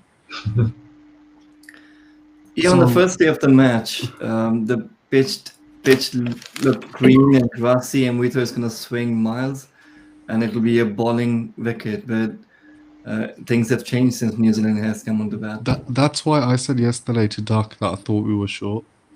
I thought we should have got more runs. And then the second thing about what Doc said about us not going to Senna for about 2 years would be a good time for us to bed in some new players. So maybe Imran Butt at the top of the order, maybe Saul Chagil in the middle order. Yeah. Oh, yeah. Maybe a new spinner or a new fast bowler, just to get them ready. Give them a solid 2 years in Test cricket. Then when we get to whoever we're going to play, South Africa, England, New Zealand, Australia, they'll be set. Yeah. Sorry, just 1 second. Omar, we've got the Braziers waiting in the green room. That's all right. I'll see you guys later. Good seeing you, man. Thank you very much for everything. See you then. Yeah. Okay. And 5, 4, 3, 2, 1. Assalamu alaikum, Tabre Saab. How's it going? You sound happy, man. I'm impressed. I'm depressed. I just thought I'd save Umar from Akbar, innit? After tonight's result, so there you go. I tell you what, I was just going to say that if we had debuted Imran Butt in this game, in the second test, like some people were possibly suggesting, I'd have hidden him down at 5 or 6. I think it's really out of order to put a new player in top of the order in these conditions. But if we've got a bunch of home series coming up, and someone like Imran is going to, oh, that's a lovely shot, probably for 4. If a new player like Imran is going to come in, then I don't have a problem with him opening in home conditions at home to South Africa, and then in the West Indies away as well. So yeah, that's I guess that's what I'd say about the new players. And then there's what Umar was saying about the pitches not looking as bad. I think I would agree with the comment that Saad has just made as well. In that I don't think the conditions are easy by any stretch. Not that that's what Umar was saying, but honestly, someone like Williamson, I mean, the way he's made it look so easy, it's just class, isn't it? Absolute class. And he's a better batsman than anyone we've got in the team playing in this game, obviously with Barbara on the sidelines. Yeah, definitely. I kind of agree with your comments, Doc, but like Shan and Abed, they were not really doing well. And there was a high expectation they might do the same what they did in the first test. By giving a chance to the newcomer, like someone like Imran Butt, maybe they have a mettle to prove, maybe they have the strength to show their capability. Like things, we had nothing to lose, to be honest, because our first 2 were going flunking anyway. So maybe there would have been an improvement by introducing someone new. I don't know. I take your point, and the good thing about new players on the scene is that they'll, young players and new players will kind of surprise you, and they don't come with baggage as well. And baggage is a big thing in sport, isn't it? When you keep losing the team. I just maybe in these conditions, I just think it would have been the way that our media and our support can sometimes react. Can you imagine if Imran got 2 off 12 and then edged to first flip? He's rubbish. He's got no technique. Why has he come? Shows the difference between domestic and international cricket. He'll never make it. I just think it might have been a little bit harsh. I don't know about you, Tabriz. Would you played a new opener at the start of this game? Perhaps? I think it's difficult, guys, because we saw when Naseem debuted in Australia, and there was this big hoo-ha. He did play well. There's a big hoo-ha about him. But look at him now, and you've got people getting on his back. And I don't really blame him entirely, because he's just not ready, is he? I think he needs to go back. He needs to learn his art. He needs to bowl overs. And then maybe we can have a look at him. So, to be honest, I'm not sure if the problem we have is a selection issue, because at the moment the players we have, we're just making far too many mistakes. Correct those mistakes, and we will be in such a better position. Take the big mistake that happened yesterday, for example, when Shaheen overstepped. I mean, what were we? We were 75 for 3. New Zealand was 75 for 3. And that no ball is pretty much cost us the series if we look at it, because after that no ball and where New Zealand are now, 352 for 3, we're pretty much out of this game and out of the series. So it's mistakes like that have been costing us since time immemorial, to be honest. We've got the talent, we just don't have the consistency. I mean, the guys that performed the last test match, where are they this test match? I mean, okay, you don't have to do it every test match, but we need to get these performances, more of them together in a row. Williamson almost played on. Sorry, Hog.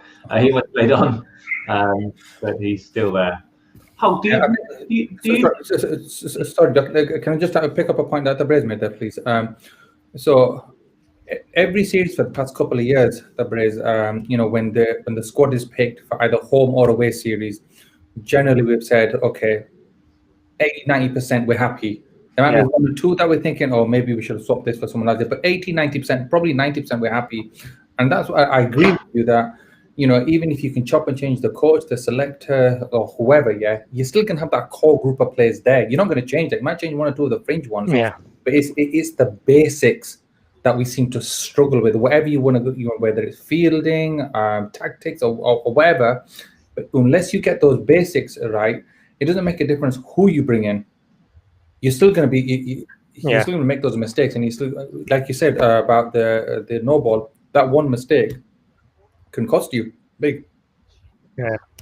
And where do we get those basics right? I mean, do we get them on this stage, or are they done in the domestic? Where's that learned? Where's that ironed out? I mean, I know they sorted out the domestic structure now, and they've got some good coaches in place as well. But that is going to take time for that to come through, filter through to the international level. So I don't know if anyone read a really good interview with Vaseem Khan in The Guardian, I think, over the weekend in the UK, and he was talking about, look, we're not going to change 40 years of structure straight away, and a lot of these things are going to take time to improve. Which it's true, isn't it? I mean, if there's a comment that came through, I think Imi's actually commented about the number of games, the number of first-class games that some of these lads have played that are coming into the team. And it's not very many, which is why they sometimes get put onto this kind of the big stage, and why they sometimes struggle. Well, I think that with that docket, we were speaking about this earlier on. That's just the Pakistani approach, isn't it? You find someone so young who's a tearaway fast bowler. What do? You put them in, and sometimes it works. Wasim Akram, it worked. Waqar Younis, it worked. Mohammad Ahmed, it worked for a while. It does work for something, but then not everyone can do that. Not everyone can come in at 17, 18, 19 years old and have the body or the skills to withstand international cricket. So do you almost think then that we've it's almost like you're trying to replicate the exception rather than the rule, because there are probably more players there are probably more tearaway fast bowlers that have come into the team and not done well than there are tearaway fast bowlers that have come into the team and done amazingly. But this is the thing, it's like we're always trying to catch that lightning in a bottle. Like, this is going to be the next Vaseem, this is going to be the next Waqar Younis. It's relying on a consistent and reliable structure. And that's why, just to veer off very slightly, I think I spoke in one of the previous shows that we did about kind of the way that we win tournaments, where we kind of turn up halfway through and then win a World Cup, or turn up halfway through and win a Champions Trophy. It almost like glamorizes that approach of like, we don't need to have a good structure. We don't need analysts. We can win a 92 World Cup by playing for 2 weeks, and we can win a Champions Trophy by winning 3 good games.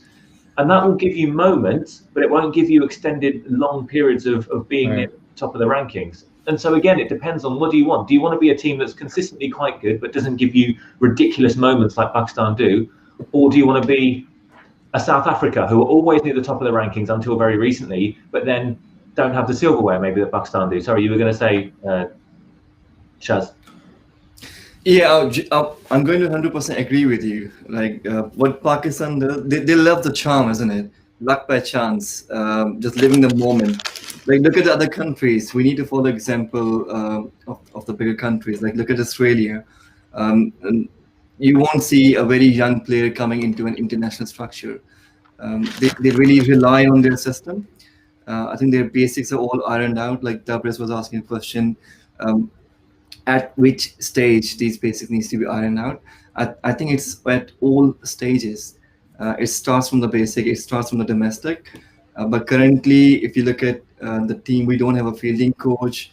We can go to the list. Like, we don't have a lot of analysts. We don't have. We have a lot of spaces vacant at the moment. Like, there's only a few people doing a lot of stuff. This is where the problem is arising properly. We must have a fielding coach. Like, at this stage, we might feel the players are international level and they know everything. But no, you need training at all times. Like, I'm a professional accountant. If I don't train for any courses, if I don't do my CPD, I won't be able to perform my job well. It just kind of reminds you, like, you know all the basics. Like, I've done it for like 15 years, but it kind of reminds you, these are the rules, these are the legislations. So I think the players needs to be kept reminded of these are the basics. And this is where it's very, very important to have the right people on the right seats. We must have a fielding coach. We don't have one, and we can see the result, what's happening. Or fielding, if we compare it to the previous tenure, it has devastatingly calmed down. So we need to have right people at right seat, and these mistakes will only be ironed out if they are getting the right training at the right level. So I think that's a brilliant point, because it's like a business, isn't it? And unless you keep going back to the basics, you're just going to think, oh, this is second nature, and you're not going to be able to perform, and the team's going to struggle then. Sorry, Doc, I cut you off there. No, it's okay. I was just going to say, so this is what Mickey Arthur was saying when he was the coach. I'm not going to turn it into a Mickey versus Misbah thing or anything like that, but just Mickey always said that, at our best we're here, and at our worst we're here, and I want to bring the two together so we don't have these ridiculous days where we're up here and down here, and we're just a little bit more consistent. And well, maybe it is a Mickey versus Misbah thing, to be honest, because I personally, I think I would have kept Mickey. I think Mickey was, for all his flaws and picking the wrong team in the subcontinent and whatever other things that he may have gotten wrong, one thing he did not compromise on was basic standards, basic fielding standards, basic discipline, basic fitness. Sort that out. The talent will take care of the rest. Let's see how we go. But obviously we've gotten rid of Mickey, and I don't know. I just feel like it just feels like we're going nowhere at the moment. I mean, just this constant kind of roundabout of where's the next corner coming, and I don't know. Maybe it's because New Zealand are 60 ahead and we're out of this game, but it all feels very depressing at the moment. I wouldn't mind keeping Mickey either. To be honest, I don't think the coaching role is as important as the selectors and the captain's role. And I think that's what Mickey kind of suffered, because Safraz really went on a downer. And I would have been happy to change the captain, but kept Mickey on. Because he's a good motivator, and he really knew how to treat our players, because our culture is really different. Our players are more almost childlike in the way you have to deal with them. You can't really treat them like grown-up adults in some ways. And Mickey really knew about it. I mean, if you saw some of his interviews when we come to England, he was really good with the media. He did a lot of interviews, and that really kind of shone through his relationship with our players. Yeah, I'm just going to pick up some of the comments here. We've had quite a few. So Debbie's mentioned, must be the dream of every young lad to play for their country, particularly Pakistan. Why aren't they showing passion? Is it frowned on to be too aggressive? So we've spoken about this a little bit on here, Debbie, and I just don't know. It's, you have that badge, you're wearing that, you're supposed to feel the passion, the pride to pull that shirt on. And, even if the person at the other end of the wicket is 10 times better than you, you at least have that intent, that the desire to try. Well, come on. Well, did you hear that? There was a clip going around about, I think it's Naseem was talking to who's the Abbas when they were batting. It was overheard. Yeah. Now that was telling. Yeah. Yeah. I mean, I used to watch these documentaries, aeroplane documentaries. I think it's on Discovery, and they used to investigate plane crashes, and they used to talk about cockpit culture, where you had the captain doing everything and the co-pilot would speak up. And we got this similar kind of culture in our team, where the youngsters, they won't speak up. They're like Debs is saying, they won't show that passion, because they're probably, like she said, it's going to be frowned upon. It's that senior culture, isn't it? Yeah. So I think she uses the comparison with, look at Neil Wagner snarling, gnashing his teeth, intimidating stuff. And from my perspective, growing up in the 90s, that's what I was brought up on. The likes of Wasim Akram, Waqar Younis, if they couldn't get you out with the ball, they still intimidated you. Waqar Younis still ran down the wicket and glared at the batsman. But we don't, we don't see that now. But you don't even have to go to that extreme. It's just showing that passion, that drive that you want to win. Again, it might be a bit of a Mickey love in here, but again, that's the other thing he mentioned, that during the Champions Trophy and when we were doing well, one of the things he really liked was he did encourage the younger players to speak up, and he almost spoke surprisingly of, I think there was a team meeting after the India defeat in the group stage game where we got absolutely battered, and he said they had a very honest meeting and all the players spoke up, even the young players, we encouraged them to talk. And you just think, in every other dressing room, the England, Australia, South Africa, India, and it's not just an Asian subcontinental thing. In every other kind of dressing room, you would expect the young players to be able to speak up without fear of kind of, am I saying the wrong thing? Am I not going to be liked? And respect and all this kind of stuff. You can respect someone by being honest with them. You don't have to, in fact, you can probably show them more. That's a lovely shot. You can show them more respect by being honest with them than just kind of cowing and not saying anything. But it came as a surprise to Mickey that our junior players would speak up. So that says everything, doesn't it? Yeah. So Hale says that it's 2021. We're still dropping 7 catches in a test match, and also displaying, this body language that it's just shocking. We lack the discipline. Nothing's changing. We just carry these issues on. And we've had Billy, hi Billy, saying that yesterday was a really disappointing watch. Watched every single ball. Sorry to say, Pakistan let New Zealand off big time. Now having to pay for it 100%. As the Brits mentioned that it was that no ball, but there were other catches as well, and it's just that intent, and you need everything to click together to take the side down, especially when you're playing away from home. Imran goes, look at Pat Cummins. He came in early to the Oz team, but he didn't quite do it. And also, I think he had injury as well as performance was lacking. Sorry, he went away and played first-class cricket. So, he put the miles in there, and then he came back, and look where he is now. Good point. I love this point by Debbie. Most of the men on that pitch don't look like athletes. To be honest, with Pakistan's performance, like they're not batting well, they're not bowling well. The thing that is shocking and most disappointing is the body language. I don't see that commitment. When if someone is making a mistake, I think we've discussed that in detail before as well. That if someone makes a mistake, they probably need to own that and feel a little bit of responsibility. But currently, they're just brushing it away. Like whenever something happens, there's laughs going on, there's a pattern on the backs going on. I think that body language needs to change. They need to show a little bit more intensity. Why we are not having that, I'm not sure why. One reason could be because there's no fear of making a mistake. When you make a mistake, you always have that accountability and fear factor. So that is missing. One reason could be we have a young captain and everyone is very kind of over familiar with him. Nobody's taking that seriously. But on the other hand, we also have Mespa on the helm. Like he's sitting in the dressing room watching all the players. So I don't know why that fear factor is missing. That body language definitely needs to change. Yep, I agree with you that. Mumtaz is saying, I agree with the heads dropping easily. Feel the conditioning is lacking to bowl long testing spells. You see other bowlers for other top countries putting in those long aggressive spells. Yeah, that's what I was saying. If it was yesterday or the day before that, I'd love to know what the roles are in the backroom staff. Do you have a conditioning person, a fitness coach, a nutritionist, analyst, etc.? I just don't know. It's a fitness thing as well as passion. And Sohail says, for decades now, we're still no sugarcoating, but Pakistan cricket relies on X-factor players. Yeah, I think that's what you mentioned, didn't you, Doc? With like the needle in the haystack, Wasim, Waqar, Anwar, Akhtar, Ajmal, players like that didn't allow our ethos to be exposed. Unfortunately, we don't have those players now. So we've got to fix the infrastructure, which, as Wasim Khan said, is not going to happen overnight. This one's an interesting one. The fans loved Mickey as well. I still remember the reception he got at Edgbaston at Pakistan, New Zealand in 2019. Why was Mickey there? He was still coaching the World Cup, wasn't he? 2019, he was the coach. He went after what? Yeah, Mispa came in after the World Cup.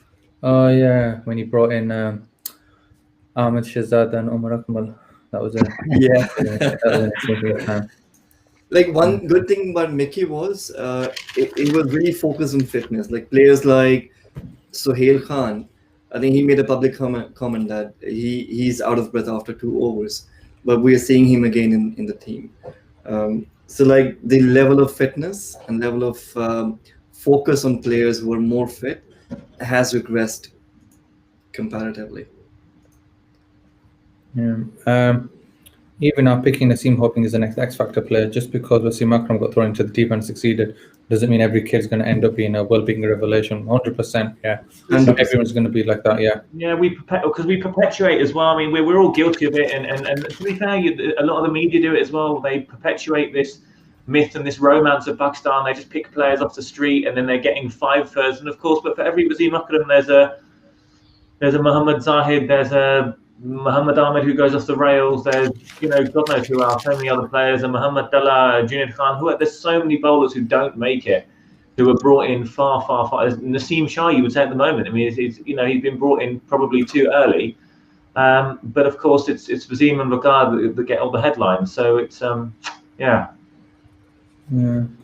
Thanks, Deb. Good night. And it's always a prerequisite to have a green top on. shame on these other three on here. Yellow card for them all. We're in mourning. No, whatever. Support your team till the bitter end. Faisal says they've just given up, and if a wicket comes, it comes. Otherwise, looks like they're just waiting for New Zealand to declare. Yeah, it doesn't look like they're trying to get a wicket. They're just sitting back and waiting for New Zealand to make a mistake or doing something. Yeah, we've spoken about this a little bit as well, Mumtaz. Are they missing Safraz shouting at them? Billy saying, most importantly, it was a 10 overs before the new ball. Rizwan had a dilemma and it where he bowled Harris and Sean and let New Zealand off the hook. Yeah, so I didn't watch that. I read about it this morning, and shocking is that because if you're going to put a part-time bowler on, generally you put a part-time bowler on at one end and a full-time bowler on at the other. If you put two part-time bowlers on, then there's just zero pressure in it. It's just shocking captaincy at the end of the day. But in his defense, your bowler's fitness is poor, because that's why he had to go to his part-time bowlers. Yeah, come the new ball, the batsmen were away anyway, so they were already kind of played in, etc. So damage was done. Yeah, it is that whole fitness that we've spoken about a while here. Another example, Wagner, the guy that fractured toe, but he bowled like a man possessed. That's the passion and that's the desire to give it all to your last breath. Yeah, I remember there was, I suppose we need Navon to help with this one. That in the 80s there was a Pakistan player. I don't know where he batted, but he broke his hand. I think he's coming on soon, isn't he, Kumar? Yeah, he's supposed to come on. Yeah, but he broke his hand or fractured his elbow or something, so he went off. But then to help us to win the game or to fight, and so he came back and he batted with one hand, and he was in the middle for quite a while as well. But that is the fight that you actually won. Wasn't it Akram? No, it wasn't Akram. It wasn't one of the commonly known players. I can't remember what it was. What was it? A fast bowler? I honestly can't remember. Shad. No. We'll ask Nav. He'll probably know when he comes on. What's the story on the ground at the moment then, Doc? What's the situation? New Zealand, I mean, look, there's a defensive fields in. With a mix of kind of short stuff and stuff that's too full. Whether they're 79 ahead. I mean, if you the numbers themselves, 79 runs ahead with 3 wickets in. Oh, it's a big shot from Williamson. It's probably going to be a boundary, nearly anyway. 79 ahead is not a huge lead yet, but I think it's just this partnership. I think that it's almost like we've lost sight of the fact that they're less than 100 ahead, and they've got to bat last on this pitch, and we've got a spinner. But it's just the fact that they are essentially, since the last wicket, they're 300 for none. So it just seems so demoralising right now. I mean, look, we're having to go at the players for heads dropping. My head's dropped, and you guys don't look particularly thrilled. So it's easily done. But this is where you need a bit of character in the team as well to try and get the lads up. I mean, the ball's 25 overs old, so it's not doing anything as I can see. Is Nichols injured? He's hobbling. He's hitting it all right from what I can see. Williamson's hitting another boundary. So Homer said that he'd been injured for half a day or a day or something. He was saying when he was on earlier. I know they were stretching something out yesterday, but as I say, he's hitting it pretty well. The thing is that the run rate's just started to creep up. I'm trying to get maybe the last 5 overs or something like that just to see. But it feels like New Zealand are starting to put the foot down a little bit. They've obviously got plenty of wickets in hand. I've got that here, Doc. The last 10 overs, 57 for naught. There you go. Sorry, last time was 60 for naught now. There you go. So wow. This is runnable stuff. So this game is getting away from us really, really quickly. And I imagine if you think it's 25 minutes till lunch, they're 85 ahead. Add another 100 in the middle session, 185 ahead. Add another 70 odd in before tea. After tea, 250 ahead. We'll probably be batting tonight. So we'd have to make, you reckon, 450 put down, so they'd back again in the 4th innings and knock them up and we win. Jobs are good. Billy's saying, I see the fixation on pace always looks at Naseem, so is he actually that fast? He's never seen him bowl over 140, whereas Cummins is consistently at 140 plus for 8-10 over spells. And you don't see Oz say pace. So Naseem, I'm sure he was at 90 or just over, touching 90 definitely, at least, wasn't he? Earlier 12 months ago? Yeah, but I think when Naseem, it was more his age and his pace. What do you mean?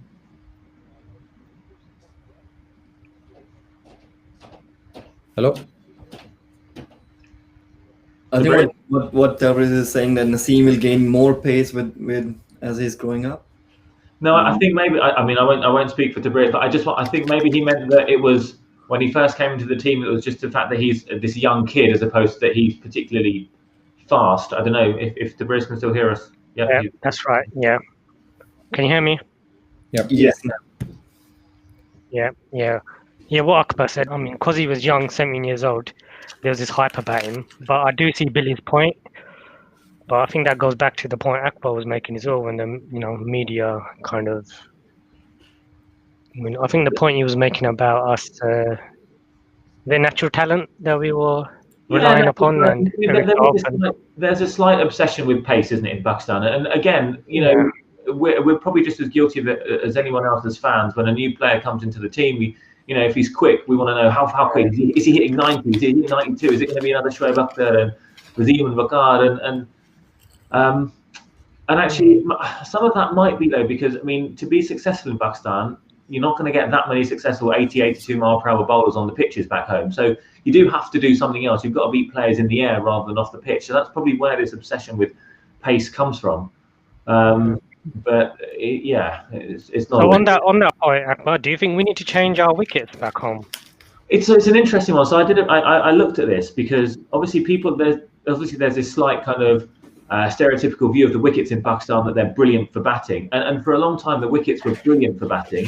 Then you had a couple of seasons in domestic cricket where it was just ridiculous. You were getting double-digit scores all the time in the 4-day games, and they went so far in favour of the bowlers that games were finishing in like 2.5 days, and it became perfect for 80 mile per hour bowlers, and the spinners went out of it. And now it's gone the other way again, where we're tweeting about more runs per wicket than any other domestic competition. So it's almost gone kind of loaded back towards the batsman again, I guess, bringing spin into it. So you want sporting wickets. I mean, that's not just a Pakistan problem. You look at England. England have this problem all the time. Why do we keep failing in India? Why do we keep failing in Australia? Because our wickets aren't good enough. Australia will say, why do we keep failing in India and the Emirates? So ideally, you want sporting wickets. I just feel like we're lurching from one extreme to the other all the time. Because I saw this stat the other day. I sent Kamar this image. I sent you right now, Kamar, so I don't know if you can bring it up. But it's actually a table of runs per wicket in first-class tournaments since 2019. And we're at the top. So runs per wicket, we're at the top. See, I don't know if that's a good thing or not. I mean, this is it. I mean, our pitch is just too flat. I think the PCB were tweeting this as a proud moment, but I think this has brought in a lot of negative comments. Yeah, that's it. The PCB tweeted it, yeah. So if we can do that. Because it doesn't help our batsmen, and it doesn't help our bowlers either. No, I mean, to be honest, I don't want to be in the middle of that table. I don't want it to be too easy for batsmen. I don't want it to be too easy for bowlers. Like I say, you want sporting wickets. The best cricket is seen, when about 300 plays 300. Those kind of wickets. And you mentioned England county championship, bang in the middle. Well, there you go. Of that table, yeah. So this is that just shows that we are one-dimensional, or wickets are just one-dimensional. So it must be like pretty much roads, good for batsmen. And that's the reason, like, we see all these players, like Abid Ali made tons of runs in the domestic, but he's failing right now. Yeah. So I don't know about Imran, but and there's another guy, Kamran. I think he's broken the record of most runs in a Ghazi Trophy ever. That could be one of the reasons, because the wickets are so batsman friendly. Yeah. So I don't know, when we bring these players into an international match, how will they pan out? As Doc was saying that. Yeah, you can pick them out, Shazad. The bouncer for Wad go, all right, good ball. But Abid's shot in the first test, Sean's shots, they always seem surprised by the bounce. Sorry, Tabriz, can you see that now, the table? No. I can't see. I tried sharing my screen on it. Just show it on your phone. Come on, like you toggle in the guests, you'll have to toggle in the image as well. Picture, okay. I don't know if anyone watching or any of you lads know what the forecast is like. There was a bit of rain on day one, wasn't there? I'm already thinking ahead for if we can be saved by by a bit of weather. For New Zealand. So I don't know if anyone's watching, but Billy's saying that to watch what Stephen Fleming said yesterday about the Pakistan bowlers. I only watched the first session. I wasn't able to watch the rest of it. Faisal says another long-term problem Pakistan have is the opening pair. We've been speaking about that for 10, 15 years. Since Anwar Suhail, they never got anyone to basically replace them and give them to give us good starts on foreign pitches. Imran saying, don't really blame Naseem, it's not his fault, it's down to the management and coaching. Wakar's the bowling coach, what has Wakar been doing with him? So when it comes to batting and bowling coaches, I don't like slating them at all, because who am I to slate them? I have no idea what they're doing, the mechanics of it and anything like that. But the only way that I look at it and judge it is Wakar Yunus, it was a legend. And that term is thrown across easily sometimes, but he is a true legend of the game in his playing career. When it comes to coaching, he's been coached for a long time now, in and out, as head coach and bowling coach. And have any non-Pakistan teams ever wanted him? That's the way that I look at it to judge it. And I think at one point he was in the running for the Australian bowling coach job, but he didn't get it. But I don't think that he has, and if he is that good, then why haven't they? So as I said, I don't like slating batting or bowling coaches, but when you look at the facts of the matter, that it's an interesting one, really. Moving on. Oh, catch it! Oh, nearly a caught and bowled, and Naseem's dropped it. It was a really tough chance. Billy says if he's sorry. There's a bad news for you. You were asking about weather, so it's all sunny. Really? I was going to say there's a message from Billy that it looks gloomy, but and I guess it looks gloomy, but I guess if it's not gloomy, then gloomy for us. Yeah. So can I've just got a question, and again, it would be interesting to know your comments and people in the who are watching as well. To what extent can we excuse the players for having to travel from one bubble to another, be in New Zealand in another bubble, be cooped up in a hotel, and be at the end of a longish tour, not particularly long, but you know what I mean? Is any of that an excuse? Are we being too harsh on them for this being a very different tour to normal? Anyone? Can I answer it? I'll just give you a comparison. It's a job, right? So what they are doing is not a favor to anyone. It's a job. If I'm doing, I'll just bring out my example because this is what I know about. So if I'm doing a text program for a client, and if I'm tired, I just came from holidays or I have to isolate, I do it wrong. What feedback will I get? They won't say, oh, it's fine, you were tired. No, I think that's not an excuse. They are professionals. It's their job. They need to give their 100% no matter what. I would say, would that make us play better or worse? Because if I was locked up, if I was in prison and then I was released, would I appreciate life more, or would I? They should have been itching to play and itching to perform. So I don't know. I don't see it. And New Zealand had to do it as well. All the other teams you see around the world playing right now, they had to do it. We just started so badly, and the way we came back in the first test, that gave us some hope, But it's just been downhill from there. Williamson's got 150. Sorry, just by the way, Williamson's got one for what a class player he is. Sorry, go on, Howard. Yeah.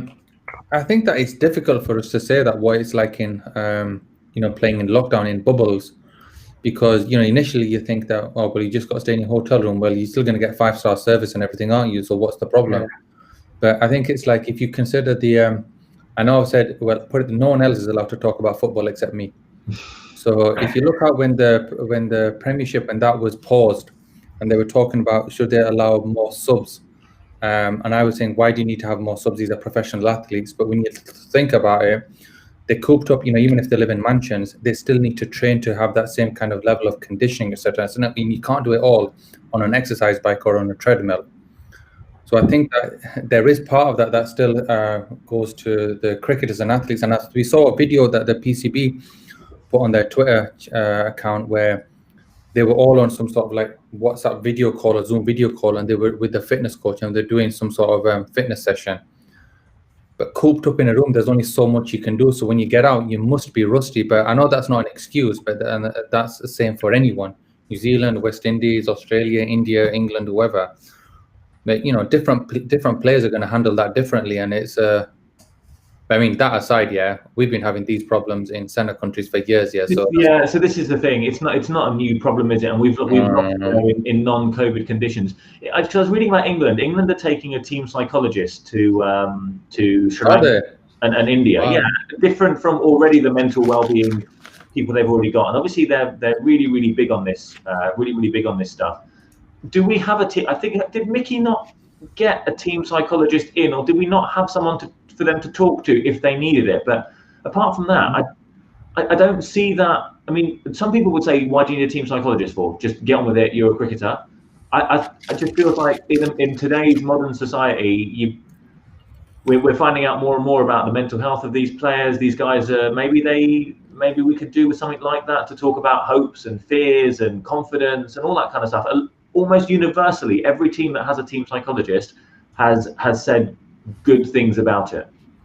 Yeah, I mean, if you look at the corporate world today, there's a big push on mental health and people looking after themselves and, you know, saying that things like it's okay to talk about this kind of thing. Don't be afraid. So, and obviously, why shouldn't that translate to the sporting world?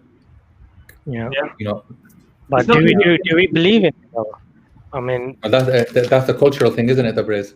And I guarantee you it would have made a difference. If we had a good psychologist, if we had that kind of belief in them, guarantee you Harris would be a brilliant batsman. Amir would still be around. Little things like that, because you'll see players changing the way they behave, the way they respond to things. There's a really good, sorry, I was just interrupted. There's a really good scene on Abid Ali is just running around the boundary with a bunch of Kiwi kids following him for an autograph. It looks like a right laugh. It's just quite an amusing little scene. Is he winning? Yeah. They just love well, at least he's having a good time. Sorry. Quick point on the psychologist. So Mickey did take a psychologist to the World Cup.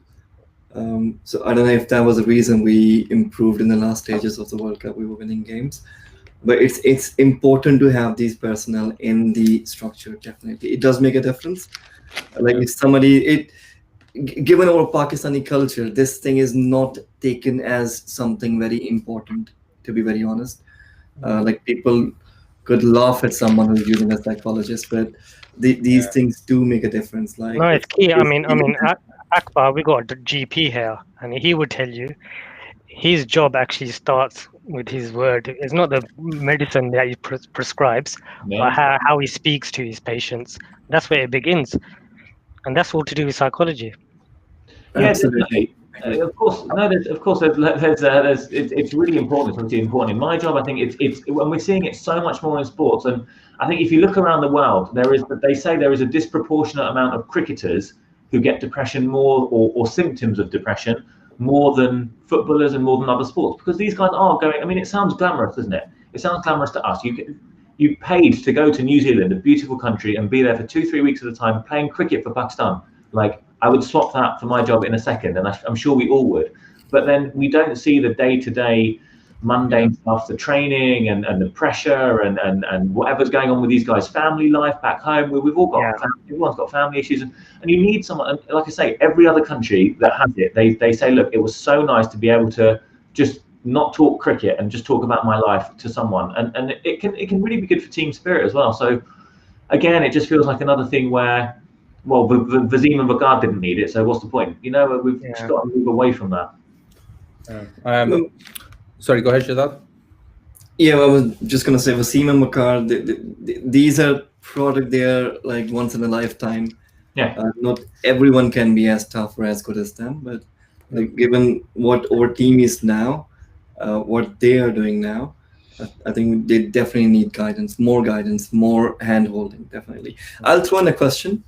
What do you guys think of Rizwan's captaincy and how much of an impact a strong leadership can make in a game?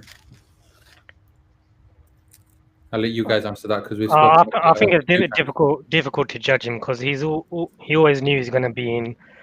Probably at first he probably thought he's going to be in for one test, and in that test he probably had a lot of input from coach, from other senior players. So we probably didn't see his captaincy in that test. Then to have it in a second test, I don't really think you can judge him on it because he's always known he's just going to be there while Barber is out injured. So I think it'd be unfair to judge him. I think a captain, obviously, a captain's very much limited by the resources that he's got, isn't he? So, you know, Steve Waugh is seen as one of the great captains, and it's brilliant when you've got McGrath and Waugh and Gillespie and all that kind of stuff, you know, to rely on. But I don't think he's been. Well, the way he batted, to be fair, as a captain, to come out with the intent that he came out with on the first day, that was brilliant. Yeah. And I would say that I would call that good captaincy and leading by example. There's been nothing. I don't think there's been a lot he's done that I've thought, oh my God, what is that? And nor has there been anything that I've seen that's been absolutely genius. A sign of genius, if anyone can do it, would be to do something innovative to Williamson, but he's just got his 400 in a row. We haven't. So difficult to judge. Not amazing, but yeah, it's not exactly. Ooh, another edge that fell short. Sorry. So yeah, that would be my answer to that one. It's probably maybe we should get some of these questions that are coming through as well. Yeah, it's just building up a little bit. So Imran's saying that what I don't understand is we're always surprised by the bounce and pace in New Zealand and Australia. We've been touring for decades and we never prepared. That's one of the things that I just find absolutely ridiculous. You know, it's not a new thing. We've been there over so many times before. Where's that knowledge gone? And so even if we don't have it, I think we're going to Sri Lanka now.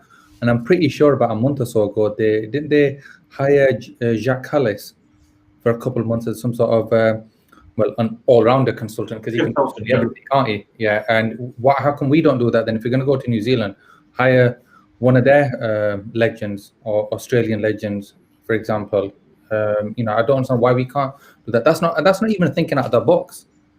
That's just normal. That's just normal day-to-day business. I just find it. So that's why I hate the excuse of, these wickets are different to what we're used to at home. The ball bounce is a bit too high. I think that's absolute utter bakwas, that is. You know, and then Imran goes, I think we've been talking about, he goes, this is nothing, we've failed in New Zealand, Australia for years. So yeah, no excuses for me. Faisal saying, okay, go on. So it's a really, really good comment. Pakistan, like we've been touring New Zealand and Australia for decades.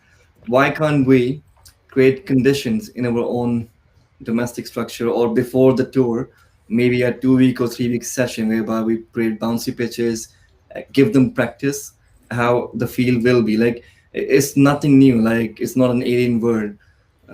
All these legends who are sitting in Pakistan knows how the conditions are, how it will react, how the pitches will be. Like somebody like Vicar or anyone who's experienced, Inzamam maybe, or Yunus Khan maybe, why can't they just guide the players, create those conditions in their own domestic structure or home before the tour and make them practice those bounces? We have really good fast bowlers. They can bowl the bounces all day long. So I just fail to understand. I totally agree with the comment. Why can't they do the actual practice of those conditions before they come here? Yeah. So I think that a lot of the things that we're suggesting, Shazad, is when you look at it, you think it's quite basic. And I imagine that they are doing that stuff, but we don't know about it, we don't see it. I mean, that's where you'd expect that if we were journalists out there in New Zealand or on a Zoom call with them, these are the kind of things we'd be asking. But for some reason, I don't see these questions being asked and I don't see the answers. And so I'm not sure what the journalists are doing, the ones that have access to them. Billy's asking, has New Zealand got bubbles? Looks pretty open there. In England, it could have been a reason to maybe not so much in New Zealand. So I've got a plan to move to New Zealand at some point because it looks absolutely brilliant. So yes, they have got bubbles. West Indies went there before, they were in a bubble, and so were the Pakistan team. But I think New Zealand are one of the countries in the world that have cracked COVID to an extent. And so it's kind of open season. You can go wherever you want as long as you quarantine before. On that, Nichols has had 7 catches dropped and 1 out on a no ball. Not good. This is an interesting one. If Nasser was to become a coach, I'd take him as Pakistan coach because he's very fond of Pakistan. So I think that, yes, he's definitely fond of Pakistan, but you'd want to consider what his coaching qualifications are first. And I know that as Pakistanis, we're not quite up on that because we just take people out, oh yeah, he talks good, let's take him. And I don't want to look at the coaching qualifications. I honestly don't think that someone can just walk into a job right at the top here without having done any of the legwork for smaller teams, really. I don't know what you guys think. Yeah, go on, Tiberius, go on. Yeah, I did actually ask him years ago. I didn't get a reply. I do rate him. He talks a lot of sense, but I don't think he's the type of person who'd want to get his hands dirty. So Yeah. I don't think that would make a good coach. So yeah, but I can see what Faisal's saying. He talks a lot of sense. That's what he's saying. The good thing they're saying is he comes across a bit almost like a kind of, again, Mickey Arthur. Sorry, I keep going about Mickey, don't I? But in terms of that, no excuses. So Nasser Hussain took charge of England back in 99, 2000, when they were one of the worst teams in the world, and they kind of rose up the rankings by doing the basics right and by hanging in games and by not letting anyone beat them easily, apart from the Aussies who always battered them back then. But they came to Pakistan and won. That was Nasser's England. They came to Pakistan in one, and they won. They won by just being tough and being hard to beat. So there would be some basics, I think, that he would instill in a team. So I think he would probably make a good coach. But look, if you've got a cushy job with Sky earning however much it is, why on earth would you? I don't imagine I don't think Nasser to this day has got credit for what he did for the England side. Michael Vaughan probably got a lot of credit from the work Nasser Hussain did, and he absolutely, and their central contracts that came in as well. Yeah. Shazzy brings up a good point about there's big hoo-ha about Wasim coaching. The PCB at the time wanted a qualified coach. Akram said that his stats should be qualification enough, and then he got snapped up by one of the IPL teams. So at one of the West Indies game last year and a half ago now in the World Cup, I asked Wasim Akram that I was part of an interview with him. I said, will you become the coach of Pakistan? And he basically said he's more than happy doing what he's doing at the moment, and he doesn't want to have the headache of being the Pakistan head coach. And can you blame him? I know that behind the scenes he has definitely helped some of the bowlers on an ad hoc basis. But as to sorry, go on. Yeah, I'll add to that. He has given that answer because he's never been approached by the management. He has shown willingness to coach Pakistan. I approached him. I approached him. Oh yeah, you were going to give him a job. Give him that job. I approached him. But Shazad, this is just pride. I mean, how many job did we advertise? We must have advertised job roles loads of times. I mean, couldn't he apply for one of them? Why does somebody have to approach him? Can I just share something really quickly? Sorry, it's just a quick silly story. Back in 2008, when I was young and immature at uni, the PCB put an ad on their website to apply for the Pakistan coach. Okay, and I applied for the job of Pakistan coach, and I wrote this kind of long one-page essay about how I've been on cricket captain. I play cricket with my nephews. I could be the right man. I sent it as well, but they never replied to me. So, I'm just saying, if anyone's watching, I'm still in. I'm happy to give up my career and be the next Pakistan coach. But anyway, too much time. I think I had too much time. Well done to that. Another question. Go on. I haven't watched a lot of Zafar Gohar. What's your take and feedback on him? I didn't see him bowl at all. I just saw his figures. Yeah, neither did I. I think it was 11 overs, 50 runs, so it didn't look that Stats brilliant. Didn't good look, but I agree with you on that. So that's what I mean. I never saw him bowl. Yeah. From what I saw, it didn't look. And again, I think I was struggling by about 2:00 last night. It didn't look particularly threatening. I don't think he was getting much turn. But then this is the point we made on a few of us made on day one of this game, is that Zafar Gohar isn't going to look threatening on a pitch like this on his debut. So really, Yasser to Zafar only got us probably the 20 extra runs that he got more than Yasser would have got batting. It's not going to get us any more wickets. He's not none for 50, just coming on now. New Zealand are 100 ahead now, just before lunch. He's coming on for the last over, none for 53 off 12 overs, and they're playing him with ease, but there's no men around the bat because, of course, there wouldn't be at this point. Yeah. Difficult one to judge, I think. Well, New Zealand didn't even have a spinner in their team, did they? And we still picked one. Just moving on. Harris says the main people problem is that we don't even know that a psychologist exists. So that was a part of the culture problem. Shazi says, with the retirement of Armour, the rest of the bowling unit being young in the game, do you think the PCB should ask Wahab Saab to come back for a few months? I'd personally say no to that, but I'll throw it out to you guys.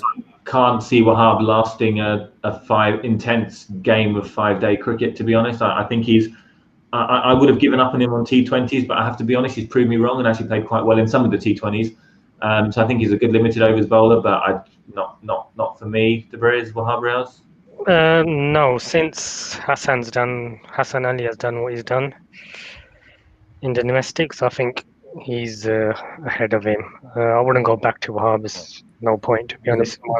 Backwards yeah, step. I'd rather try somebody else, somebody new instead of him. Yeah, and just talking about Wahab though, I think in the Shaheen teams, the T20s that they're playing, Wahab's actually playing in those games. I cannot understand why you get someone like that playing in those games, because the Shaheen teams are essentially A squad teams, and they should be for the newbies. Why would we play Wahab in them? He's just taking up a spot. To be honest, I think this Shaheen squad that they brought along is not only really an A team, it's also kind of a backup. So they want to keep those players ticking along. So just in case something happens, they had to bring Wahab in. If he hadn't played, it'd been stupid.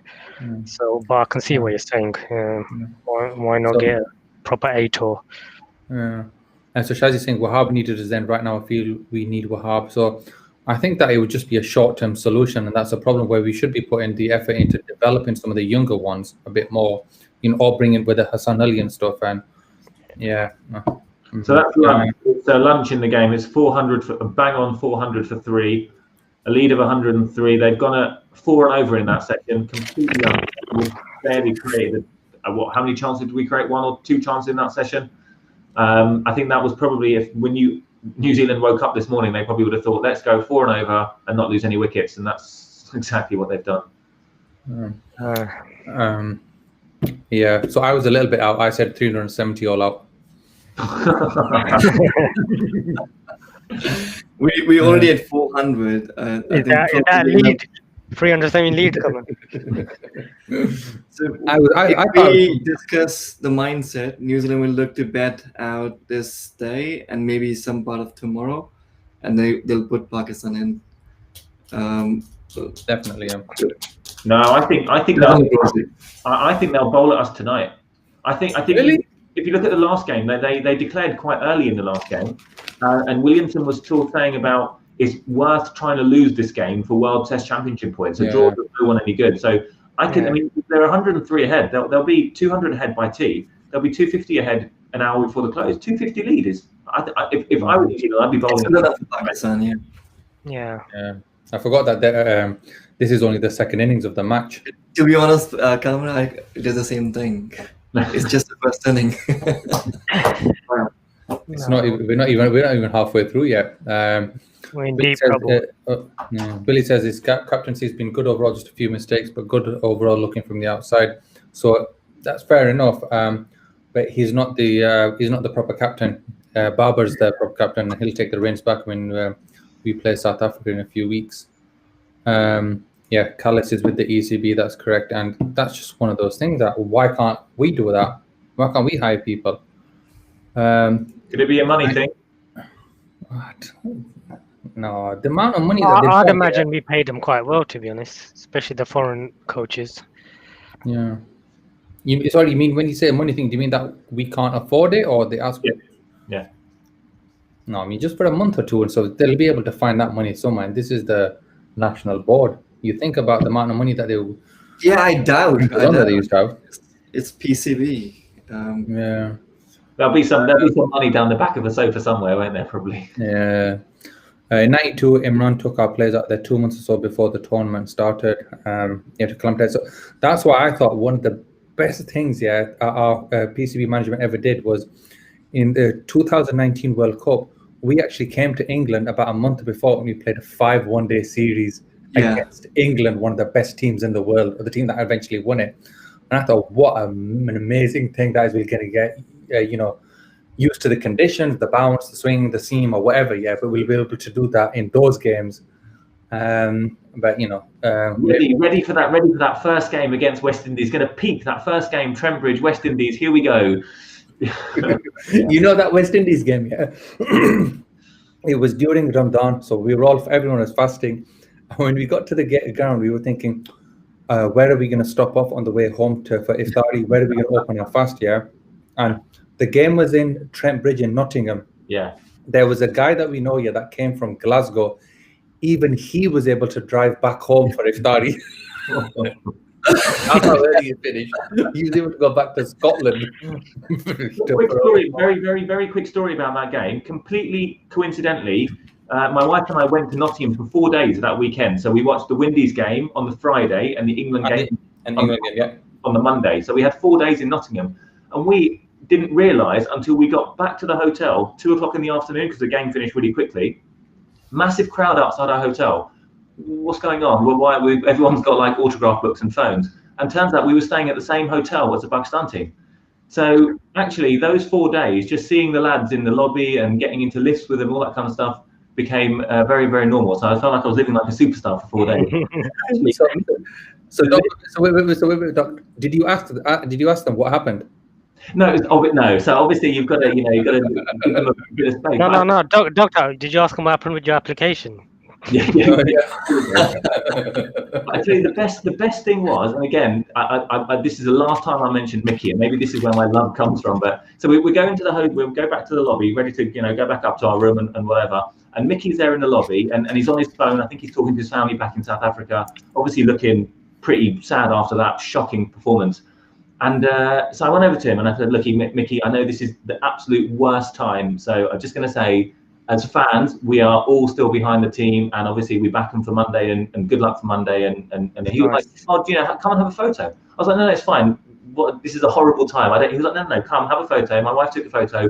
Really good guy, really nice guy, Mickey. So just made up. So I've got another story about Mickey. When Pakistan went to Zimbabwe to play, I think, a one-day series. I think that was the one where Fakhar Zaman got his double century. I'm not 100% sure on that. Tri-series with Australia as well? Maybe, I can't remember. But basically, we won the tournament or the series or whatever it was. And there was, for those that know, the Sheikh went out there, the Pakistan Sheikh, and he went out there with 1 or 2 other people. And he said at the end of the game, when they won the tournament, all the players and Mickey and stuff, they came out for all the presentation ceremony and everything, and then they all went back inside to the players area. Mickey came out with a trophy on his own, came up to Sheikh and whoever he was with and just had a chat with them and took photos with them and stuff. And that just shows the level of the guy that he was. That he was a really good people person. He talks to the fans, etc. Even though a doctor tried to take his job, he was still happy to chat to him. But you know what, Doc? It's just unfortunate that Nav's not on now yet, because I think the amount of love you've been showing for Mickey, he'd be showing that same amount of love for you. Oh yeah, I'm sure he would. Right, so it's almost 10 past. Just hearing all this about Mickey, all the love and how nice he has been, I'm just thinking Omar Akram must have been doing something really, really bad to get all that bashing from him. The thing is, he doesn't take any crap, does he, Mickey? That's the thing, and that's what Omar Akram unfortunately is full of, from what I've seen. But yeah, anyway, sorry, go on there, Hulk. Are we wrapping up soon? I think. Yeah, so let me just go through some of these questions, and then we're going to wrap up in the next 5-10 minutes. So, Billy, why not pick batsmen that can play the bounce? Look at England host of courses, Sri Lanka tour, Folks best, or even Oli Stone, Sake Mahmood Express base. You need to be flexible in life. Yeah, 100%. It comes back to that issue, isn't it? Did you manage to get that table up? No, I'm not sure where to load it in. So I think until we change our wickets back home, we won't cure this problem. It's all good coming to places like Australia and England early to acclimatise, but there's nothing more difficult to get rid of than a bad habit. And things like low hands, bent knees, we won't cure those by coming 2-3 weeks early. Those things we have to, it's part of the way we play. They're not easy to get rid of. So I think that's why we struggle. Faisal says a must-win game. Wrong choice to add Zafar Gohar. You should play Sohail Han instead. So whether we play Sohail or not, I think it was wrong to add Zafar Gohar as his debut in a match on a wicket that's not going to spin much at all. Habib doesn't agree with you, by the way, Faisal. Imi's asked a really good question. Who won that session? Yeah, good one. And I think Pakistan really did well. They were really focused, intense. I really liked their body language. They were just doing really good stuff. answers on a postcard.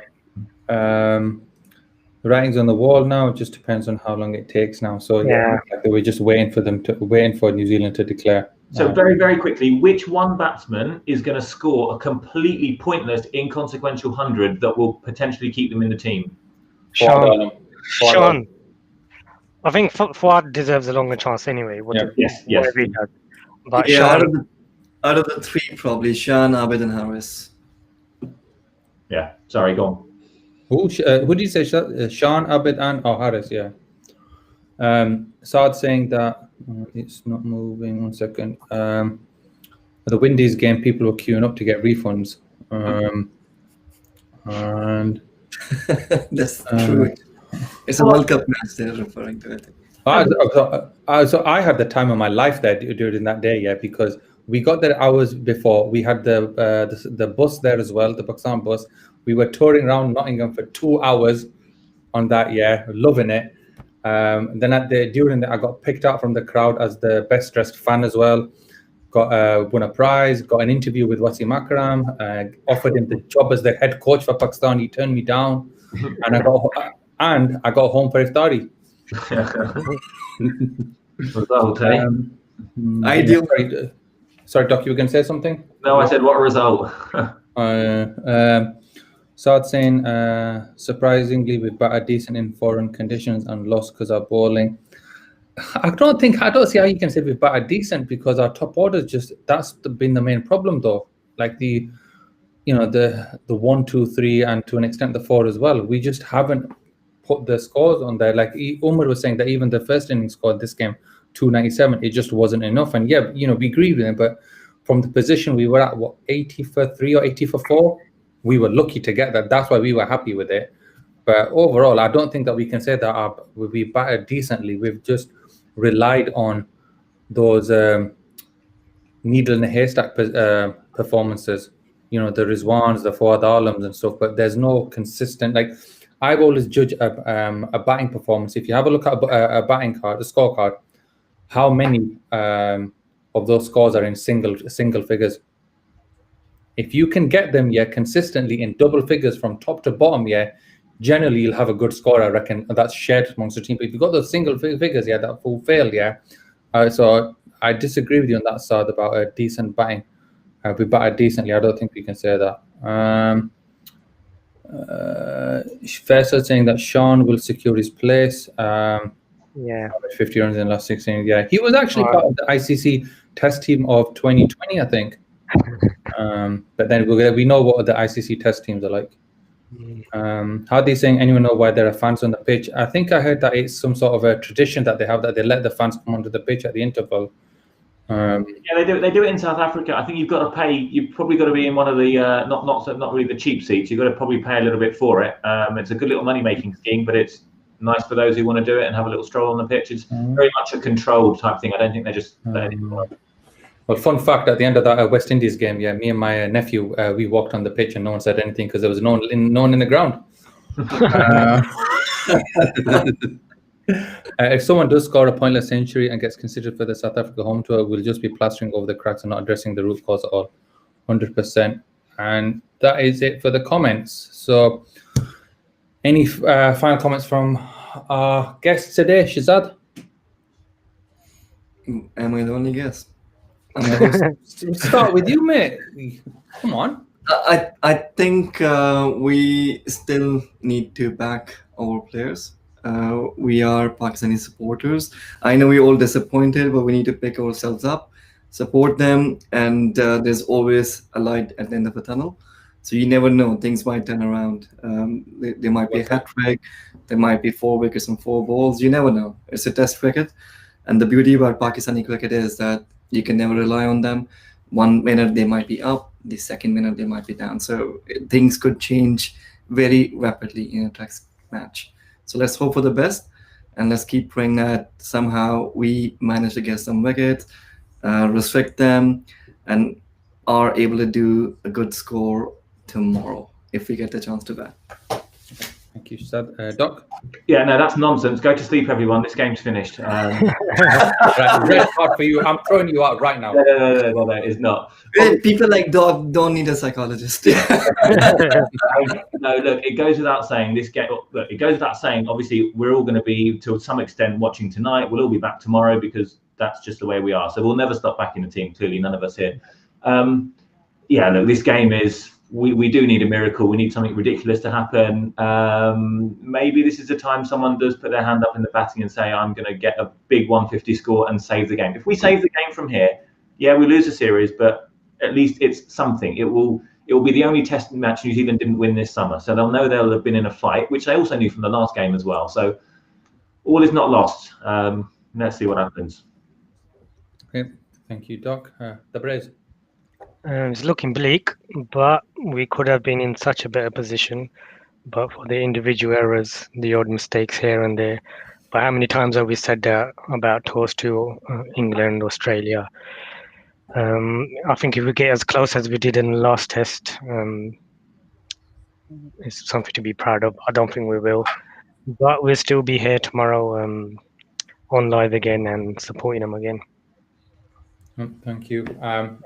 Just final comments from me. As optimistic as I normally am, yeah, I think realistically we ain't going to win this game unless, as Doc says, there is some sort of, not even a miracle, but a freak miracle, because it's not going to take just one performance. You're going to have 2 or 3 of those freak miracle performances by 2 or 3 different people. So unless that happens, I think a draw is the best that we're going to get. But whenever we do bat again, whether it's later on today or which, it probably will be later on today because we're not even halfway through the game yet. They just got to stand up. And even though we lost that first test match, at least in the last innings, we put up a fight. And that's the main thing. And you don't want New Zealand to have a walkover. You want them to start thinking, oh my God, are we going to lose this?